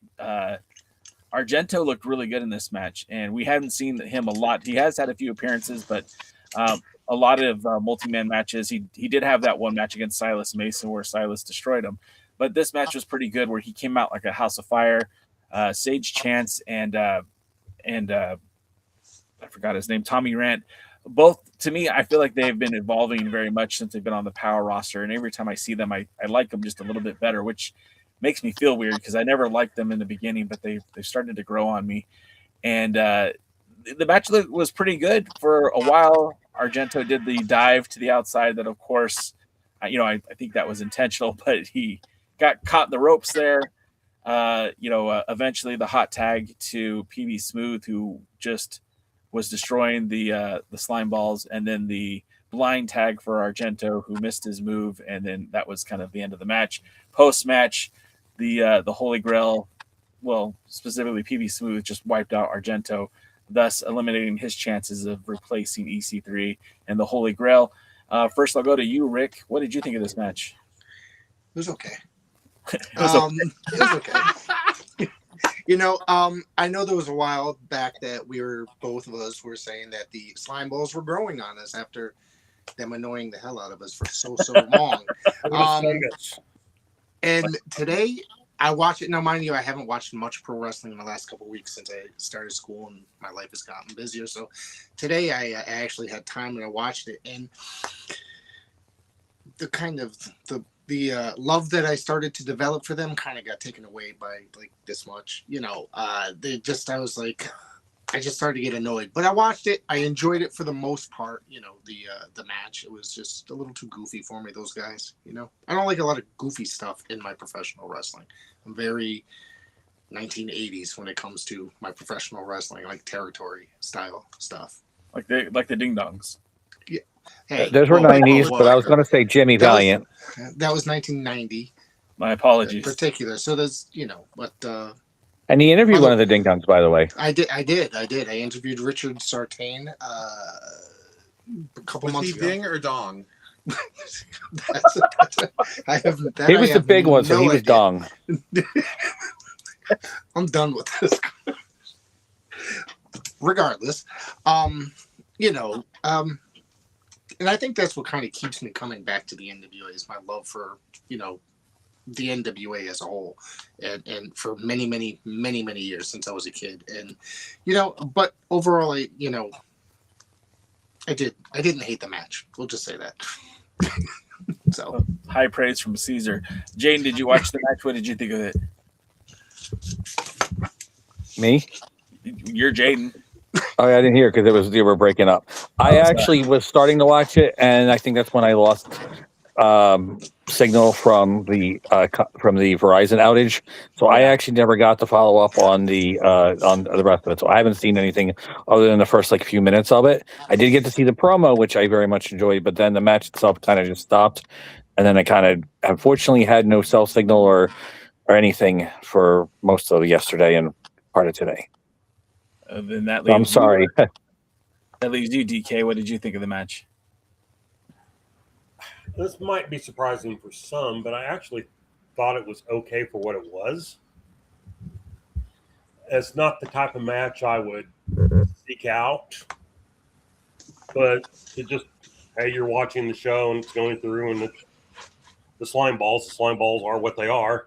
Like, yeah, sure. I felt it was booked correctly for what it was, unlike another match we'll talk about. But yeah, it was okay for what it was. Pollo, I mean, you watch the wrestling just like we do. What was your takeaway from this one? What did you like about it? Well, what I did not like about it, I did not understand the dive. Yeah, I didn't understand the dive, and I do think that was done in an effort to perhaps be comedic, but when you don't know that character, it's hard to understand that was done to be comedy, because he had been presented very straightforward up to that point in terms of the presentation as this Emperor of Exodus Pro or whatever. So it struck me as very out of place. What I did like about it is that for especially knowing what we know going forward, meaning that EC3 will be exiting the NWA, PB Smooth came out of this looking extraordinarily strong against both members of the U.S. tag titles, tag team champions rather, and in this role as sort of the enforcer of the Holy Grail, where he took it out on Cristiano Argento for this loss. Did you think that so like I kind of agree with, well, I definitely agree with you, because I'm not super familiar with Argento. I don't watch Exodus Pro every month that it's on. So this was kind of, I've seen him before, but I'm not super familiar with him. And of course, anytime I like to think of it as, when somebody turns on Power, there's some people who are watching it for the very first time. And just like you said, you kind of nailed it. He's a guy that is presented as this great big deal, and we don't know any different because this is our first time watching it. And then he looks pretty good in the ring, and then the time to the outside, and he forgot how to wrestle. What happened? It just. Yeah, I didn't like it. And if I was an agent for that match, it wouldn't have happened. And I don't want to keep you, and I know you do have other things to do. You tell me when you want to go, or if you could drop I do need to jet, boys. I appreciate you inviting me on. Thank you to your audience for having me and indulging me. Of course, I want to thank you all for your ongoing support of the National Wrestling Alliance and NWA Power, and of course me. Not to mention the Silas Mason Nation, your NWA World Heavyweight Champion, Thrillbilly Silas Mason. Can we put that on our t-shirts? The Silas Mason Nation. The Silas Mason Nation. I think it should happen. Trademark by Pollo Del Mar. Pollo, you're the best. Thanks again for coming on. And again, if there's anything we need to help put out there, you can slide in those DMs. My wife. Well, I will. I'll be live on my own TikTok later on tonight, which is Pollo Del Mar fans. But I was recording with you. I'm recording with Pope, and then I'm going to be on TikTok of my own later on tonight. So I'm just going to be sitting in this damn chair. No wonder my ass is 3 feet wide. Oh, shit. Have a good night, Pollo. All my best. Bye, y'all. Bye, boys. See you soon. Have a great night. It was great talking to you. Bye. Bye, y'all. All right. I love Pollo, and I wouldn't say anything without Pollo being here that I wouldn't say to Pollo, but I felt like we were going to get uncomfortable here for Pollo because, again, Pollo's representative of the NWA, and Pollo's job is to promote the positives of the NWA, which we do that as well. We promote the positives of the NWA, but there was also what I would like to, if we're all being honest with ourselves, a lot of negatives on this show, man, and I don't want there to be. Yeah, there was. I mean, I'm going to bring up, or when we get to them, there's two very big negatives from watching this. And I hadn't watched in a few weeks, so that's just the last time I was on this show. So, and it's kind of very disappointing in a way to come back, you know what I mean? To say, all right, I'm going to watch this because I know I'm available tonight. And man, it's not making me want to watch it. like be excited for it. You know, when the NWA, when Billy and Lightning One started Power, I was so excited each and every Tuesday to sit on my couch at 6:05. You know what I mean? And now it doesn't even. I wait 2 or 3 days to watch it. Yeah. If I watch it at all. So. Yeah. I get that. And so anyway, not my favorite episode of Power. We'll get more into it. And I did like the tag title match. I thought it was fine.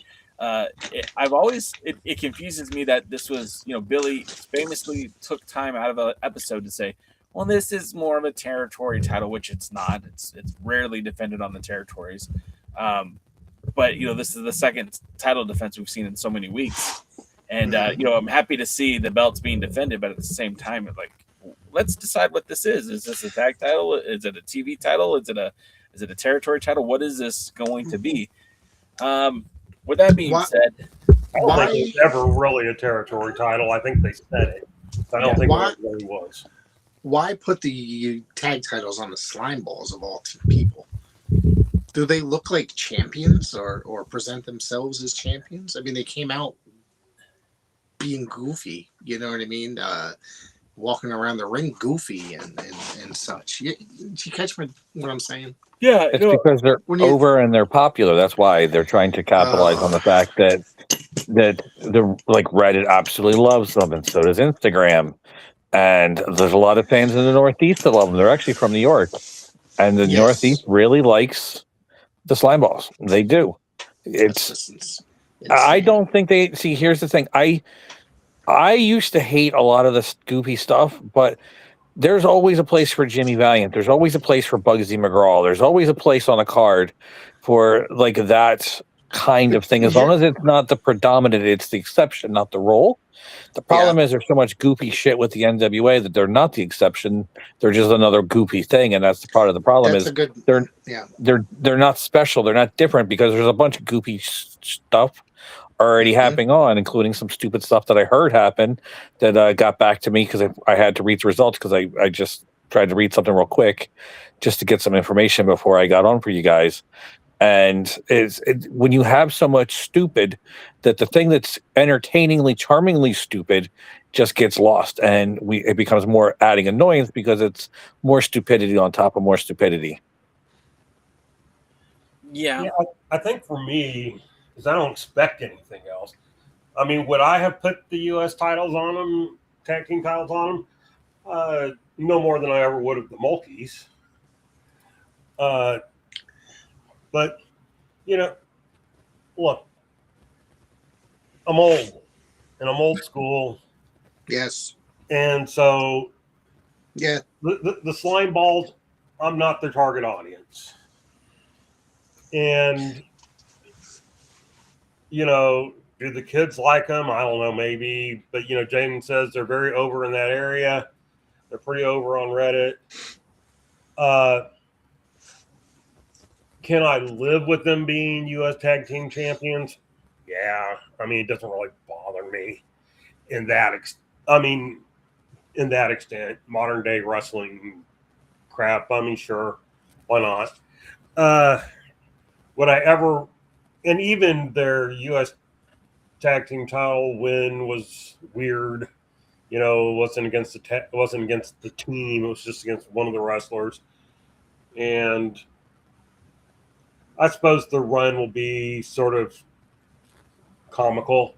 But my fear is that they'll leave the titles on too long, because this is one of those things where it can probably work for 2 or 3, 4 months.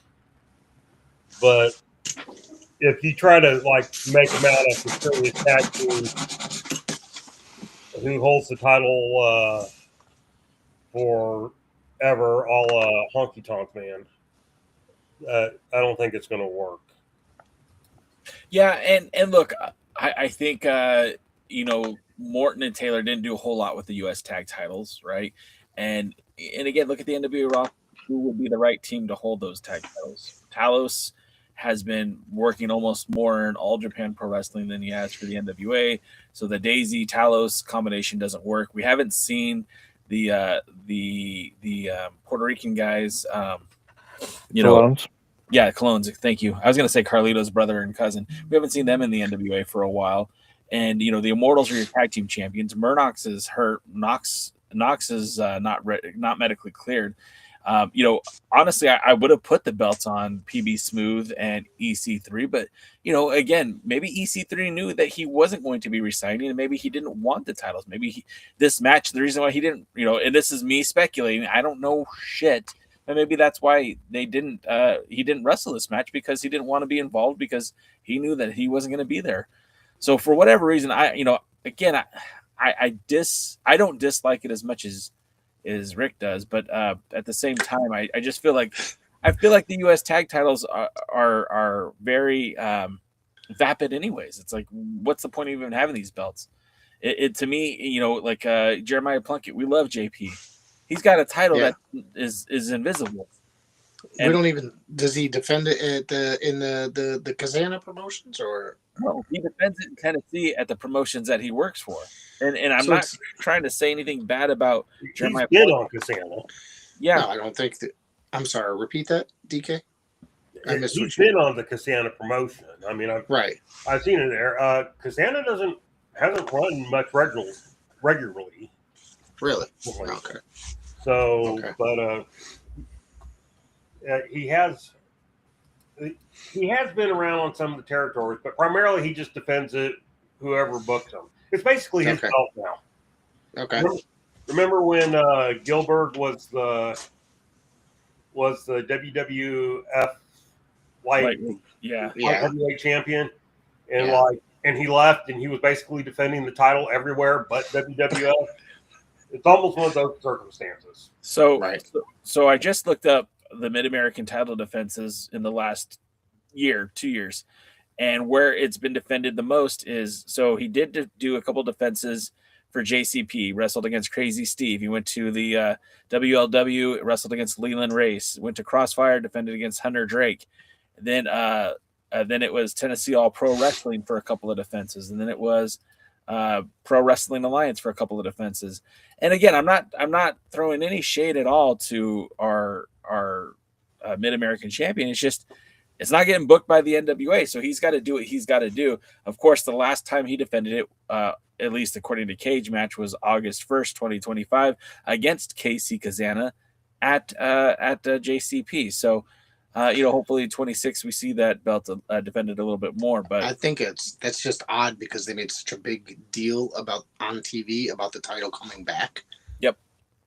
And then it pretty much after when the title was won, it was pretty much non-existent on TV, I think, after that. And it was, and I know that it was never meant to be a TV title per se, right? Right. But like they could have, they have the television title, which is held by Brian Idol, who wrestles in all the territories. Right. If Brian Idol was the Mid-American champion, he could be defending the Mid-American title in all the territories. That would make a lot of sense. That would actually be beneficial to the title, and it would have him carry some clout. And then the television title wouldn't be stuck on a guy who's wrestling as many matches on the territories as is on Power. And then that gives you an opportunity to defend that title on Power with somebody else. Look, and I'm not trying to take the belt off of JP. I'm just saying, why can't we get JP running with Brian Idol up and down the territories? Right. He should be defending that belt just as much as Brian Idol is with the TV title. Well, this is kind of the classic, if a tree falls in the forest, does anyone care if they're not there? Or more accurately, doesn't make a sound if there's no one there to hear it. And, okay, so now we got this NWA title, but do we? Yeah. The NWA doesn't talk about it. The promotions aren't booking it. The reason they book Idol is because Idol's on Power. Yeah. So they don't put Plunkett on Power very often. And so this is this is like all the mid-card titles in AEW. What's its purpose? Well, its purpose just seems to be so that somebody can have a championship. Sounds fair. I mean, I guess if you're going to just have a title so someone can be a champion, Plunkett deserves it as much as anybody. So that's very true. All right, so Jane, did you want to say something? There's a wrestling term called ADD booking. Okay. Where somebody, a booker, comes up with this idea and is really, really, really, really into it, and all of a sudden, like about 3 weeks later, like, they just completely forget about it and go on to something else. Yeah. And I think that's Billy Corgan. Is a lot of his things he does is he has that ADD booking where he comes in as a real gung ho, and all of a sudden, then he just goes on to something else and forgets about what he was all gung ho about because it just loses interest. That's a lot of bookers. Some major companies, a lot of bookers have that particular affliction. All right. Next up, we get the Pretty Empower promo, basically setting up the intergender match later that night. Personally, I wish they were in any other match besides that one, although I thought it was a cute line at the end where they said, "We got you in our crossfire," and pointed at the camera. Look, I don't want intergender wrestling, and we're not going to talk a whole lot about it. I think Pretty Empowered is a phenomenal. Both girls are very fantastic wrestlers, and I think that they could be doing so much more than this whole stupid feud with Crossfire and Joe Kazana Promotions. And I seriously think it's the stupidest thing that the NWA is booking right now. So we'll skip past that. Then we'll go next to the Southern Six promo, where Taylor says next week he's defending against Slade, and probably one of the better promos from Alex Taylor. One of my biggest beefs with him early on with the Southern Six is it felt like he just didn't buy into what he was saying. It's the same problem I have with Carson Drake, except for Alex Taylor's like 100% more likable. This promo, he kind of felt like he was that cocky, arrogant heel, and I'm excited to see what him and Slade put together next week. And then Thrillbilly says, essentially, Tom Latimer, you got 2 weeks. It was a callback to the promo earlier in the night. They didn't necessarily need to do it, but I guess why not? I also felt that Carrie was pretty good in the promo department as well.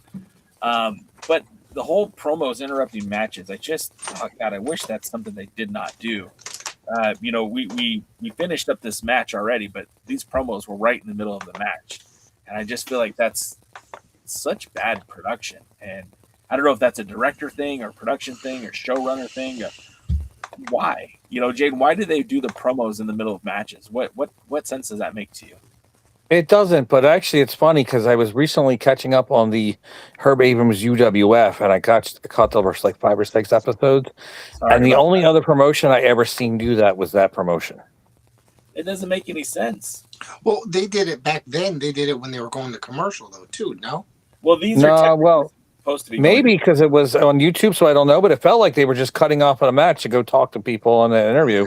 Again, it just may be the way it was edited for YouTube, but it really just felt like Yeah, I think it was like they did it for commercials. When they would come back, sometimes they would have some sort of advertise, like merch or whatever. Oh no, this was straight promos. And then go back to the match, something like that. Because I used to watch that stuff all the time. So I think that but it's just kind of annoying having a promo in the middle of a match, though. I get your point, both gentlemen. So it doesn't make any sense as to why. They have pre-inserted advertisements, correct? Or they Roku there? I watch on my PC. I watch on Roku, and I watch the on-demand version of it. So I'm not watching live. Okay. And I don't get commercials. I don't either. When I watch it, I get commercials when I watch it on demand. Do you watch it on your Roku, though? Because I watch it through my phone, and I don't get the commercials. It might just be the Roku itself inserts it. I have my Roku box, or I watch it on my laptop. Now, I don't know about my laptop. I didn't watch it on my laptop this week, but those are the two ways I watch it. But I think today that I watched on my Roku the actual unit. So maybe it's the Roku that does it, but it's. I think when you're watching it through the Roku app as opposed to like for me it's a PC. Yeah. I haven't really tried watching it on my phone just because for me, I have a nice little setup here in my studio where I have a nice desk. I can write notes, and I have a big monitor that I can watch it on. So makes sense. Yeah, it's better for me to do that than sit on a phone trying to make notes. So, anyway, so the whole commercial thing, I don't know what role that plays, if it plays any at all. But I think even if it did play a role, like we can still avoid that. There's still ways to go around it where we don't have to do that. I don't see it on Raw, and when I watch AEW, I don't see it on AEW. No, they go to a commercial, come back, and the matches still happen. Yeah, something. I mean, I prefer that. I think because at least it's not like we're interrupting more than we need to. Right. So we see smooth layout, Argento match over. Then we get the next promo, and it's Murdoch talking about Hammerstone. And this was it was a funny promo because Knox is a funny dude. And I've talked to him personally, and he made me laugh a few times. This was a funny little segment where he's like, "That's why I'm not cut up like that anymore. It makes you tired being that muscular." I'm just like, what? Funny stuff. Again, wish these promos weren't happening in the middle of matches, but it was good. That leads us to this Murdoch versus Hammerstone match. And before I watched it, DK messaged me and said, it made me sad. And I'm like, well, how could this make you sad? This was the match. Say it again. Disappointed. Well, Hunter makes me sad. This made me disappointed. This was the match I think we were all looking forward to the most, right? Most. We were so excited about Hammerstone and Murdoch. And when you get those two big dudes in the ring, because Hammerstone is Hammerstone and he works mostly the independents, you don't typically see him in a ring with somebody his size. You see, early, last year at a GCW show, I saw him wrestle Effie, and he towered over that guy. He was like 3 times the size of Effie. But you put him in the ring with Trevor Murdoch, and it's like, okay, you're still built like a shit brick house, but this dude's built pretty big too, and you don't look as big as you do standing against the ring from Trevor Murdoch. And that was kind of exciting. Like, we're going to get a really good match. Nope. It wasn't just a bad book match. It wasn't just a stupid ending match. There was some missed moves. There was some ugly wrestling in this thing. And I understand why DK was disappointed.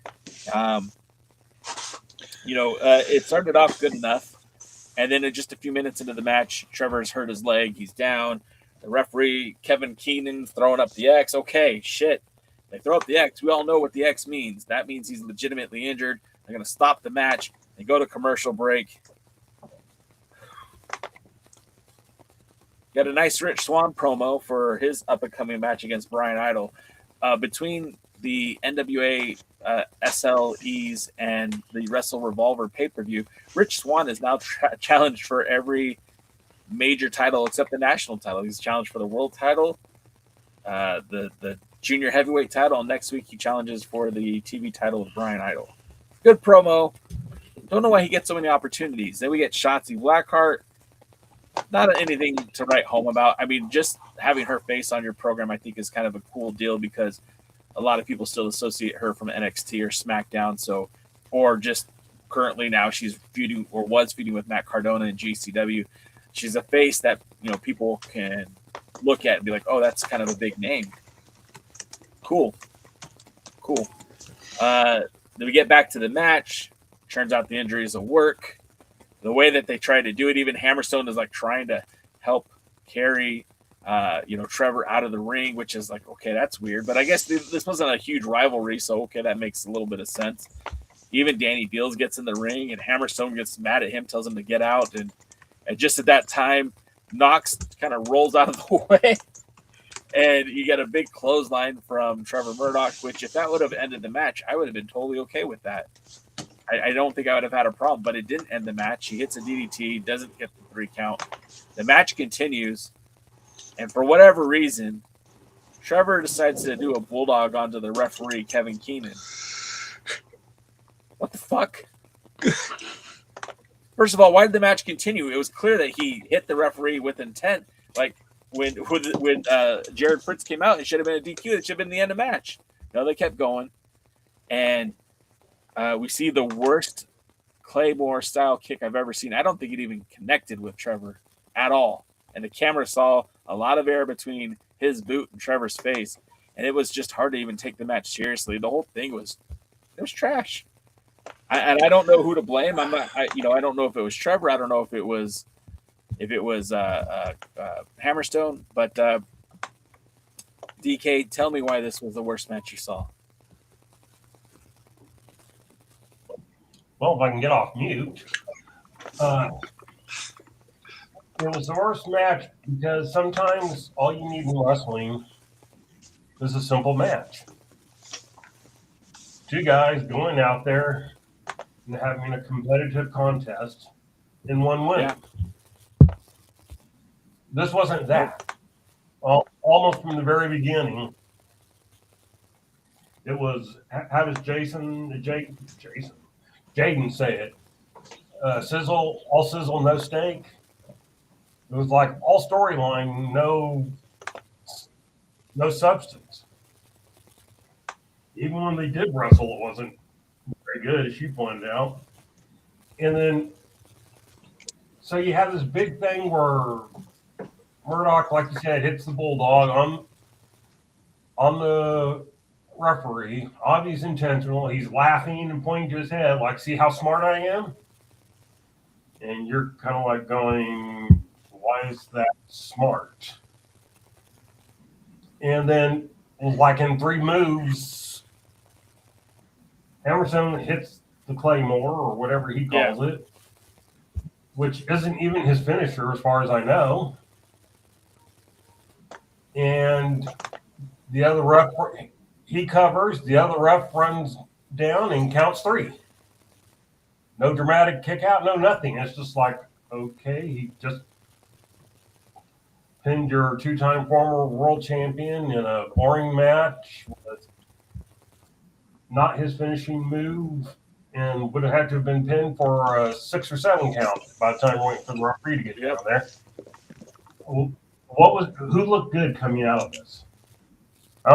Rick, tell me, who looked good? I thought this match was atrocious because this was the match that I was really looking forward to, and I just sat there like, holy crap, this sucks.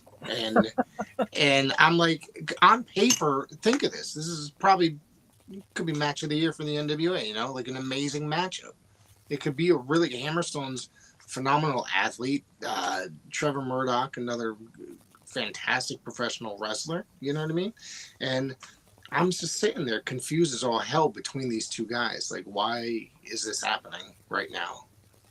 And they should have probably just said, oh, we taped this, it didn't come out how we thought it was, and probably put it in the archives, maybe released it, on a Lost Files DVD down the road. I don't even know if I'd have done that. And let's understand, this is a dream match that goes back to when both of them held the national titles in their respective promotions. This match has been talked about for a long time. A match a lot of people who are on the independent NWA, MLW scene wanted to see. Why didn't you give me a match between the two of them? Do you blame the wrestlers? Do you think it's their fault, or do you think it's the people putting the match together? Is it Billy's fault? Is it whose fault is it, do you think? Billy's. Yes to all. It's all Billy.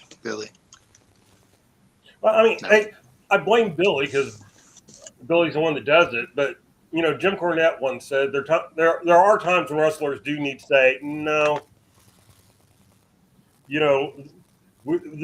These fans have paid to see a wrestling match, not a 5-minute bullshit. So I blame a lot of people for this one. Yeah. All right. Well, with all that being said, then believe it or not, we had another promo. At least this one was easy on the eyes. You had TVMA. They were looking great, except for Greta. Kind of weird. I don't understand what's going on there. I also forgot about the Hex promo, but that I guess no, I didn't. It's here. But the TVMA promo was great. You know, you've got Tiffany Nieves, who I think is probably the future of the women's division in the NWA if she doesn't get picked up before that. Markova has been a phenomenal champion, I mean, from what we've seen so far, but I really feel like this is Tiffany Nieves' world, and we're all just living in it. And her partner, Adriana, what's her partner's name? I keep getting her NXT name mixed up. Valentina Rossi. Valentina Rossi, I feel like, could be every bit the wrestler that Tiffany Nieves is, but she's got a busy schedule. She missed the last taping, and so they weren't stripped of the titles, but the titles became vacant. No, they were stripped. They were stripped. They weren't stripped. They were held up. Isn't there a difference, technicality? Technically, no, they weren't held up. They said the titles were vacated because she couldn't come and defend it, and so she had a different partner. And then they didn't win. In fact, there was no results to the match. And this has nothing to do with the promo itself. This is something I'm really going to dig at the NWA and in particular Billy at. This whole storyline was bullshit. 100% bullshit. Never should have stripped them of the titles, held them up, vacated them, whatever term you want to use. They should have remained champions. If they wanted to have something with, what's her name, to get Greta involved or over or whatever, then they could have just had her in substituting in a one match thing for it. I don't like Greta. I don't like monsters in general in wrestling.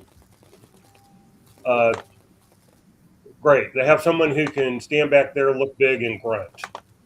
I don't give a F. I don't give a flying. So what you're saying is you'd rather forget about Greta. You know, Jay, Greta's so bad that it made that pun look good or rhyme or whatever. So yeah, just. Yeah, that wouldn't make the Bucket for Reds website, that's for sure. Well, for the TikTok or anything. I got a good one for you next week on Friday. You guys just have to wait and see that one. Notice I started sending them to your private page, by the way. I appreciate that. Actually, I did use I used the premise of the one that you sent me last week. The one I said to you in all the chat? Yeah. We won't give it away because I want everyone to make sure to go tune in. Anyways, gotcha. We finally get the conclusion of the Worthwhile estate, which what turns out wasn't worthwhile at all. And the amazing thing about it is this segment, the skit got so freaking meta.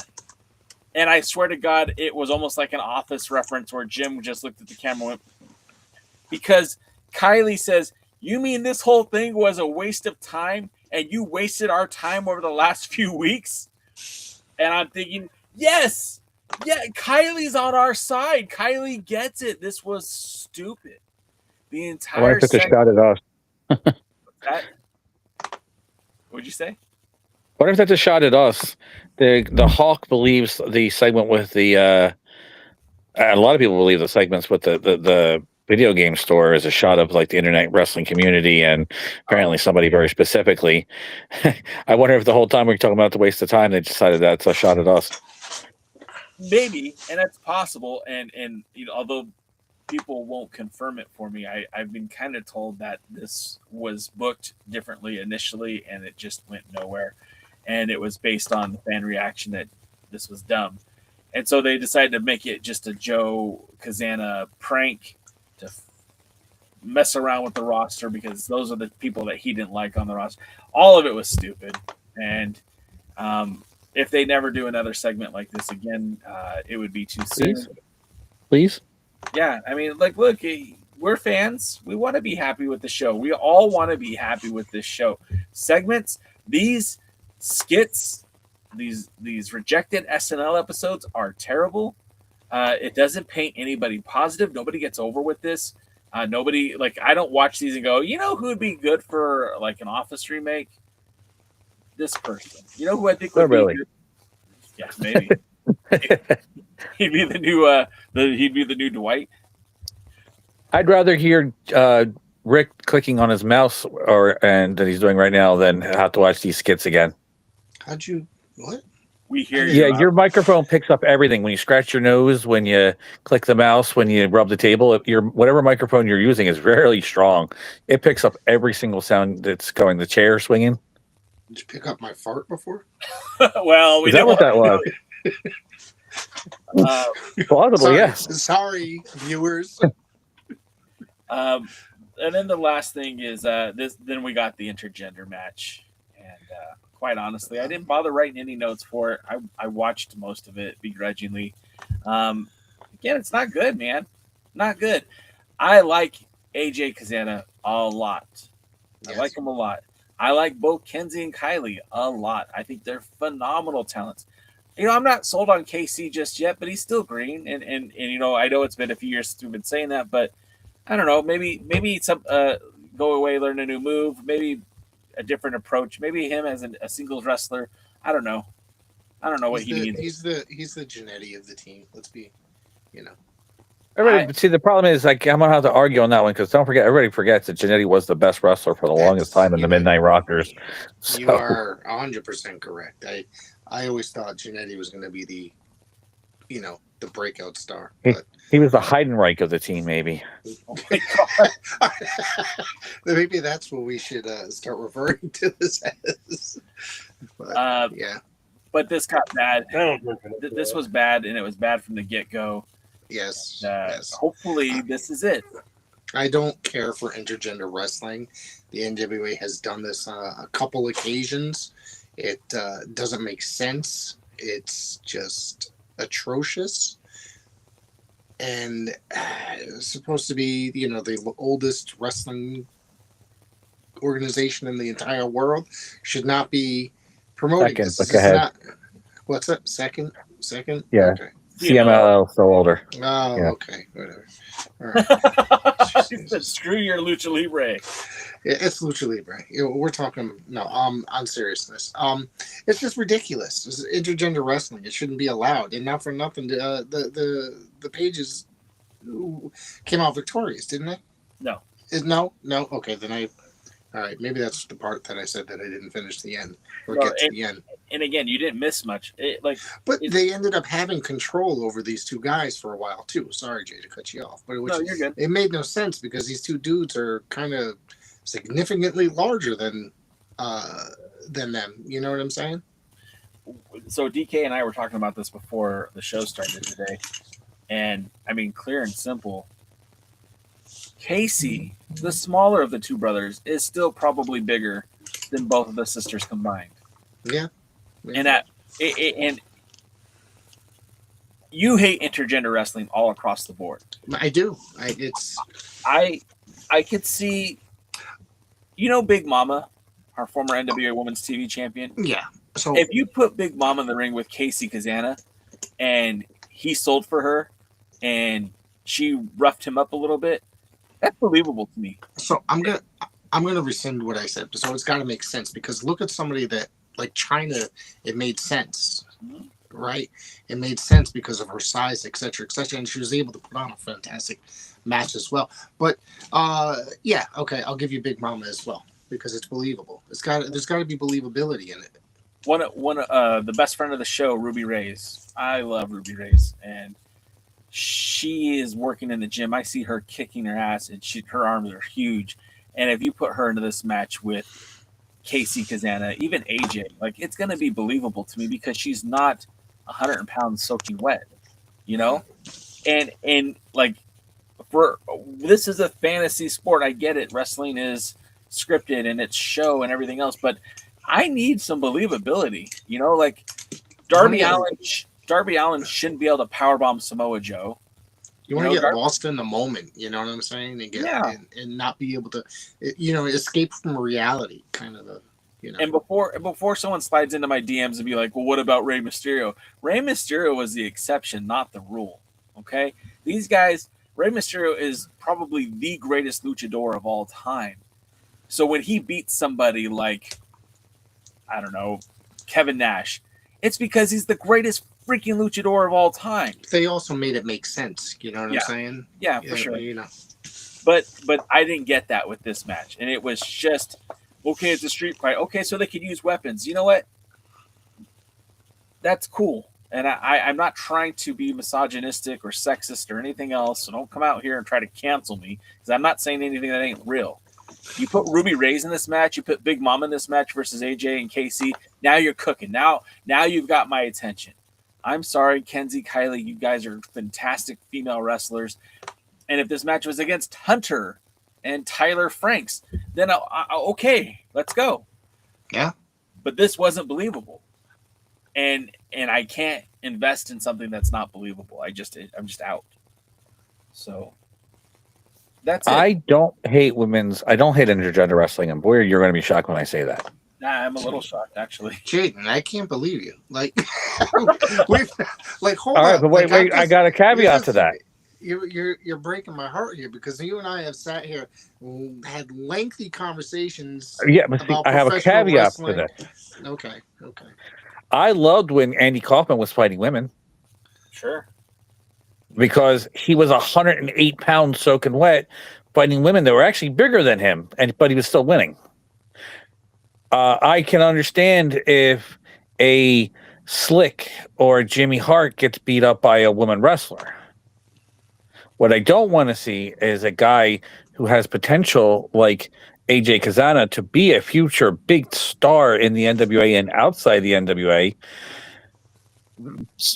wrestling and bumping for a person that is probably smaller than the shit he took in the toilet before showing up in the building. Oof. Ouch. And that's what I'm saying. That is whatever. And Rey Mysterio too. At least Rey Mysterio could stick and move and go around. They didn't even really do that. They had the women throw these guys around. I heard all kinds of results. I read all kinds of things about it. And the biggest complaint is these women who are about 108 pounds soaking wet with all their makeup and jewelry and nose rings on are flipping at these guys around like they are the same size. And that's the problem we have, is that's the what I don't want to see in intergender wrestling. Jim Cornette getting drop kicked by what was her name? Blue. Misty Blue? Misty Blue Sims, yeah. Misty Blue Sims. Okay. Or getting smacked and beat up by Sunshine. You know what? He was little, and he wasn't tough, and he wasn't an athlete, and he wasn't a man. At least that's not what they were portraying him as. He was saying he was a real man, but they were portraying him as an inferior man. These guys are men. These guys are beef. It's kind of like watching a ferret try to flip around a cow or a bull or something like that. That's what it kind of reminds me of, and that's why I don't like, because that's stupid. Yeah. And honestly, the people that book women versus men in that situation, they're doing it because there's something psychologically and sexually deprived by them. I'm going to claim this all the time. The people that have to want to see that, and the people that book that, there is something sexually and mentally deprived about them, and they're just getting off their own kicks to put it on there. And the same thing for the people that are fans of it. I could see, you know what? Sometimes I could watch Ronda Rousey beat up a guy in an MMA sparring thing that's her own weight, because she's got extreme talent. That's different than watching somebody who is very, very, very, and I'm a both fan of the Page sisters, the Henry sisters, whatever they're called. But it just should not be happening. This is a waste of television time. If somebody's just now watching the NWA and they want to be taken seriously, everything in this segment's been showing off as a joke. And that's the main problem we have with the slime balls right now, because they could be the exception, but unfortunately they're just another added thing. And this is an example of what you're talking about. Yeah. DK, you're awfully quiet. Did you fall? Your views don't include mine? Not this time. Look, I didn't watch this, okay? Jaden probably know the story, but I was watching yesterday. I was so disappointed in the Murdoch Hammerstone match that I literally turned off the TV at that point. And so I went back. Oh, this predates Tessa Blanchard and TNA. But I went back today, and so the first thing I was really paying attention to was the Greta thing, and I didn't like that. And then they did the skit, and as soon as I saw Joe Castana came out, I shut the TV off again because I already knew the only other match was going to be the intergender match. And the thing was, I could tell without watching it, I could have told you everything that was going to happen in it. And I knew that these, 115-pound girls were going to be at some point beating up the 250-pound guys. That's just Casey. And it's just, I knew what it was going to be. Look, are there girls out there that have competed in like men's wrestling tournaments and won? Sure, there are. One, they're in a weight division, so they're, not facing people their size. Mm-hmm. And two, it's not that common. Yeah. In fact, I was reading a statistic somewhere, and they go, most girls in boys wrestling lose, and they lose a lot.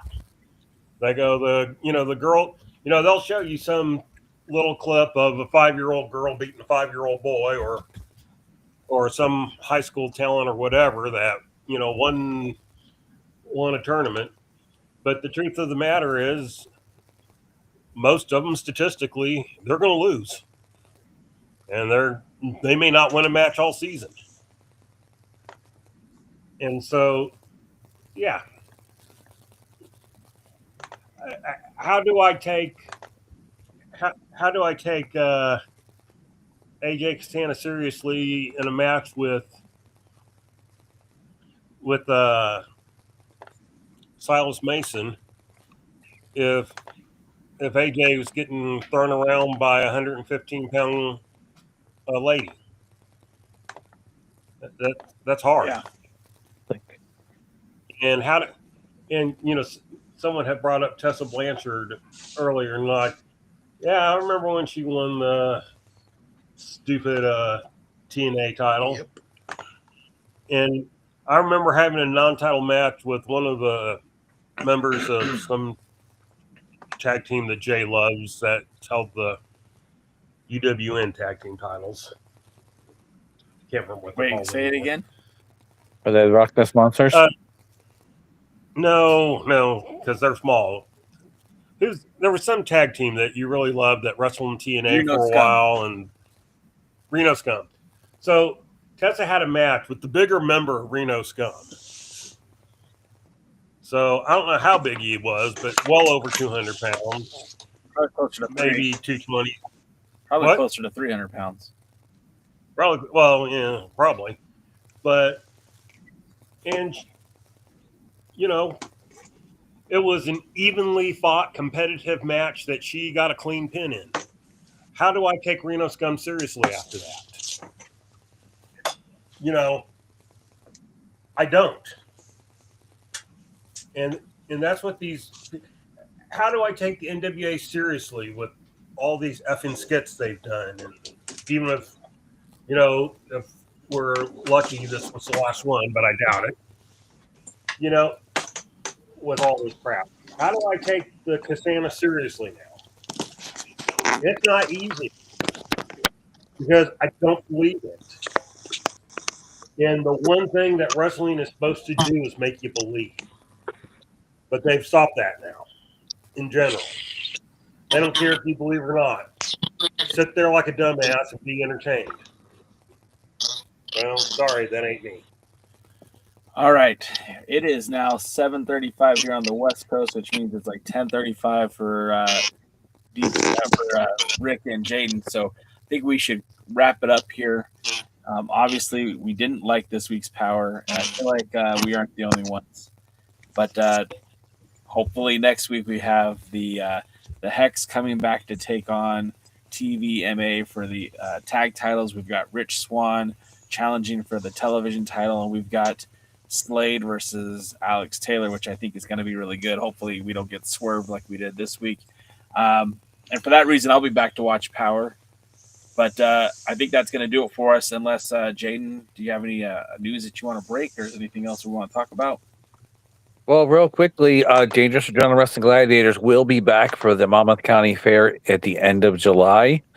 And I believe it's the 22nd to the 26th. So we'll be back with the Monmouth County Fair, adding more wrestling events to Dangerous Adrenaline Wrestling Gladiators calendar. And hopefully soon I'll have more that I can announce, like some ones with fireworks. Nice. Oh, and don't forget, we got March 7th. We'll be back at Rowan University. We're going to have some good wrestling there. Of course, AJ Kazana is part of that event, so the NWA fans can look at that. Hopefully it'll be on YouTube. And we'll also see Bob Evans. We'll see Tank Tolan. And we'll have a lot of great wrestling. And a cheeseburger. I think the fans of Rowan University really like to go have a little bite of the cheeseburger right there. So that's going to be a lot of fun for the Rowan University.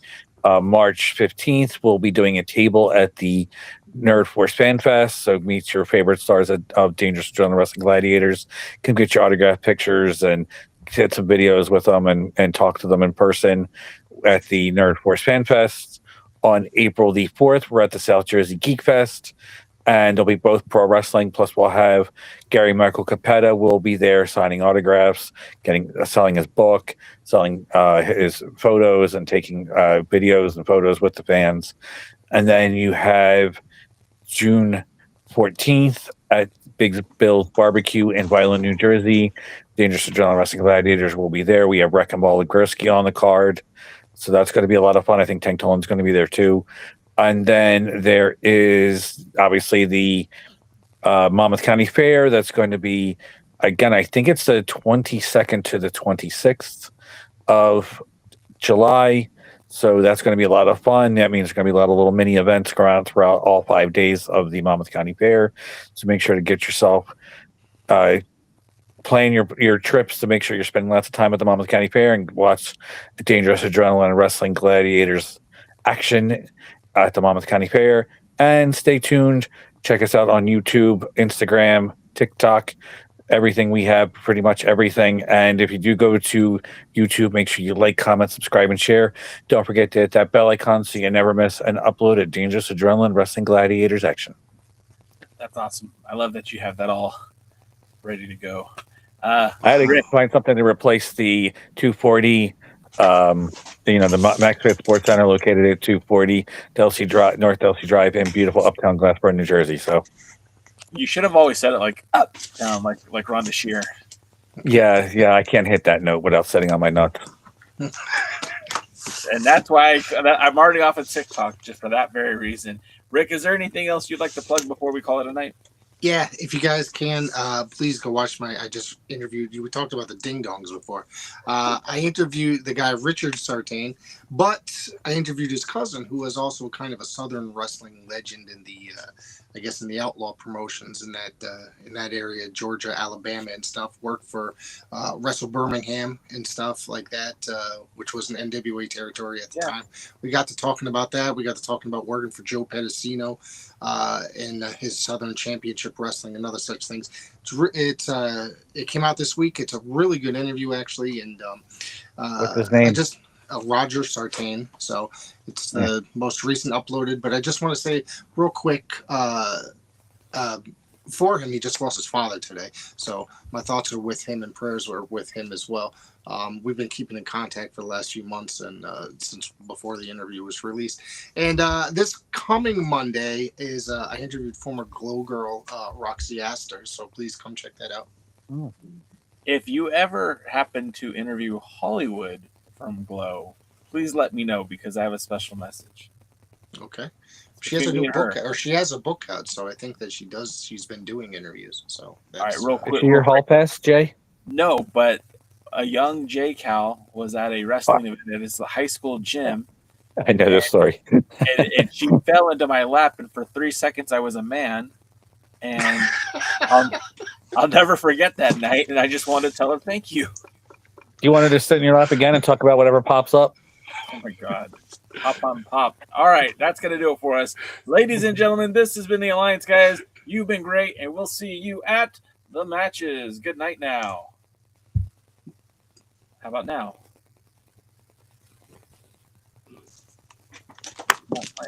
Thanks for joining the stream. This has been a presentation of Alliance-Wrestling.com.